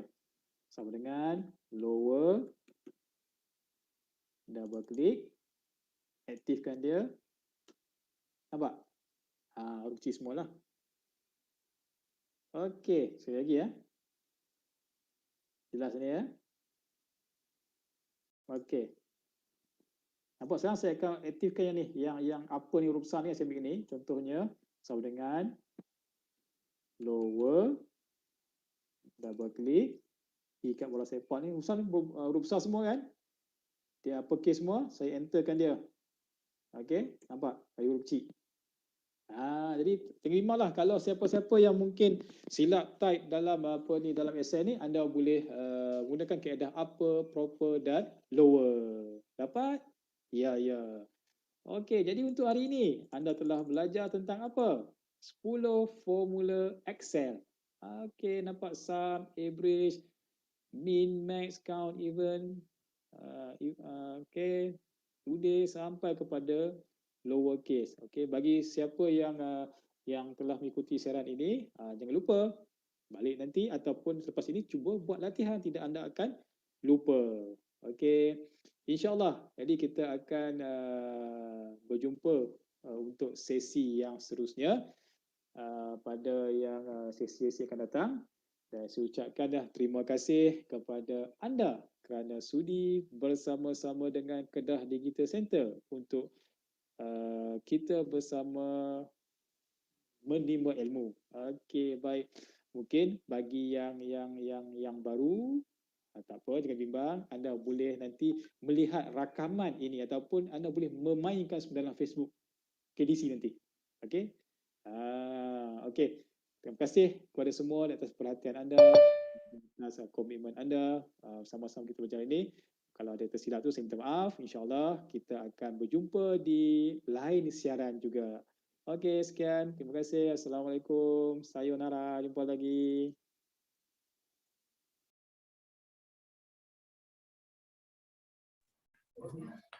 Baik, itu dia perkongsian informasi digital daripada KDC berkaitan 10 formula dalam Microsoft Excel yang kita telah pelajari daripada KDC. Terima kasih KDC di atas perkongsian yang diberikan.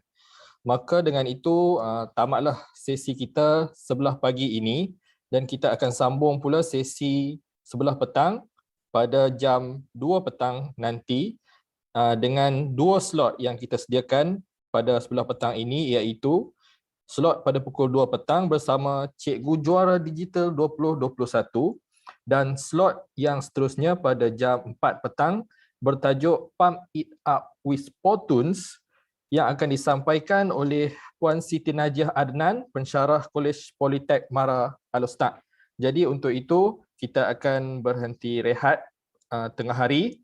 Kita akan jumpa semula pada jam 2 petang. Jadi saya ucapkan selamat beristirahat, selamat makan tengah hari dan sehingga berjumpa lagi. Sekian, wabillahi taufiq wal hidayah. Assalamualaikum warahmatullahi wabarakatuh.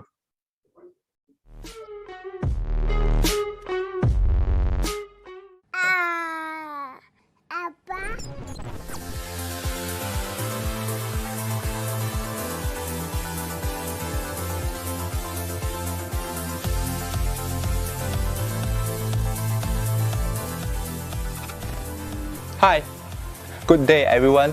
I'm Genting. I'm a teacher and founder of Anything Creativity Education, a place where we focus on develop children's creativity. This year, it's our honor to be part of the MYDIGITALMAKER movement. End of this year, we will bring you a week-long virtual event. We name it the Anything Creativity Festival.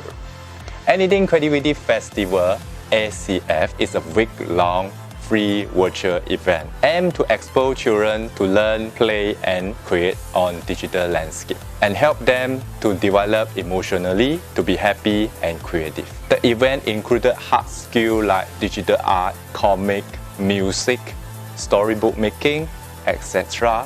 and soft skills like emotional well-being. All of those workshops support the creative comic competition, where children will showcase what they have learned and stand a chance to win a prize to help them continue their digital journey. We have been impact more than 500 individuals from public to international school, leading children to see how ideas fit into the big picture. Be goal-driven and value-driven with our creative classes, WeMore Max Camp and WeMore Max Camp throughout those years. Students are happily produce creative and awesome creation with us under our creative program. All that we do are aligned to our core mission to let children be happy and be creative.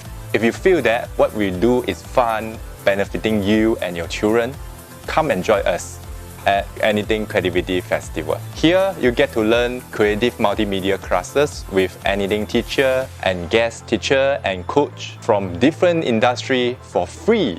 Plus, you also stand a chance to win a digital drawing tablet and class voucher to kickstart your digital learning. Sounds cool, right? Come and join us. I will see you there, okay? See ya!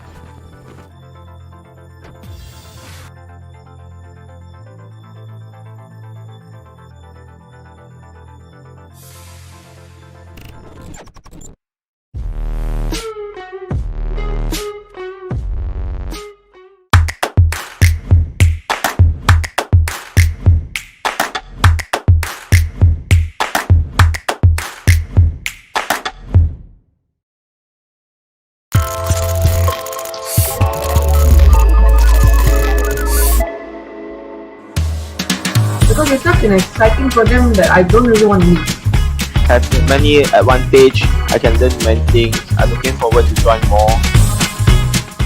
For future skill tu memang lengkap lah. So, saya boleh ikut website ni terus belajar lagi.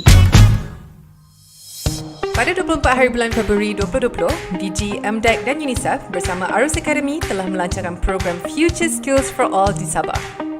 Sejak pelancaran sehingga hari ini, program FS4A telah membantu guru-guru dan murid-murid dalam proses pengajaran dan pembelajaran subjek pengaturcaraan. Pada tahun 2020, portal FS4A telah menjejah 190,000 paparan halaman, 22,000 pengguna unik dan kadar penyelesaian kursus mencapai 36%. 92% pengguna portal FS4A berasa puas hati dengan kandungan yang disediakan. Salah seorang guru mengatakan bahawa, "You make it easier. It's so much fun. I always thought computer programming is hard." Murid turut menyokong dengan mengatakan bahawa, "Saya sangat menyukai kaedah penyampaian maklumat yang ringkas namun padat dan mudah dipahami." Portal FS4A mempunyai 4 siri utama iaitu Microbit, HTML, Python dan SQL. Semua aktiviti pengajaran dibina berdasarkan DSKP subjek berkenaan termasuk subjek RBT tahun 5, ASK tingkatan 1, 2, 3 serta SK tingkatan 4 dan 5. Setiap pengajaran mempunyai 1 video tutorial, nota pengaturcaraan dan kuis pengajaran untuk menguji pemahaman murid. Murid dapat menyemak keputusan sendiri di portal semakan keputusan dengan menggunakan email mereka. Guru turut dapat memantau kerja murid melalui portal semakan guru berdasarkan kod sekolah, email guru atau kod unik guru. Kini pada tahun 2021, bermula dari negeri Perlis, kita ingin memperkasakan semua anak murid di Malaysia untuk menguasai sekurang-kurangnya 1 kemahiran pengaturcaraan. Dengan sukacitanya, di bawah program Future Skills for All, kami melancarkan gerakan pengaturcaraan #bolehkod. Anak-anak murid di Malaysia, adakah anda sudah bersedia? Anda boleh kod, saya boleh kod, kita boleh kod. Ingin tahu maklumat lanjut? Layari futureskills.moi-gl.edu.my sekarang.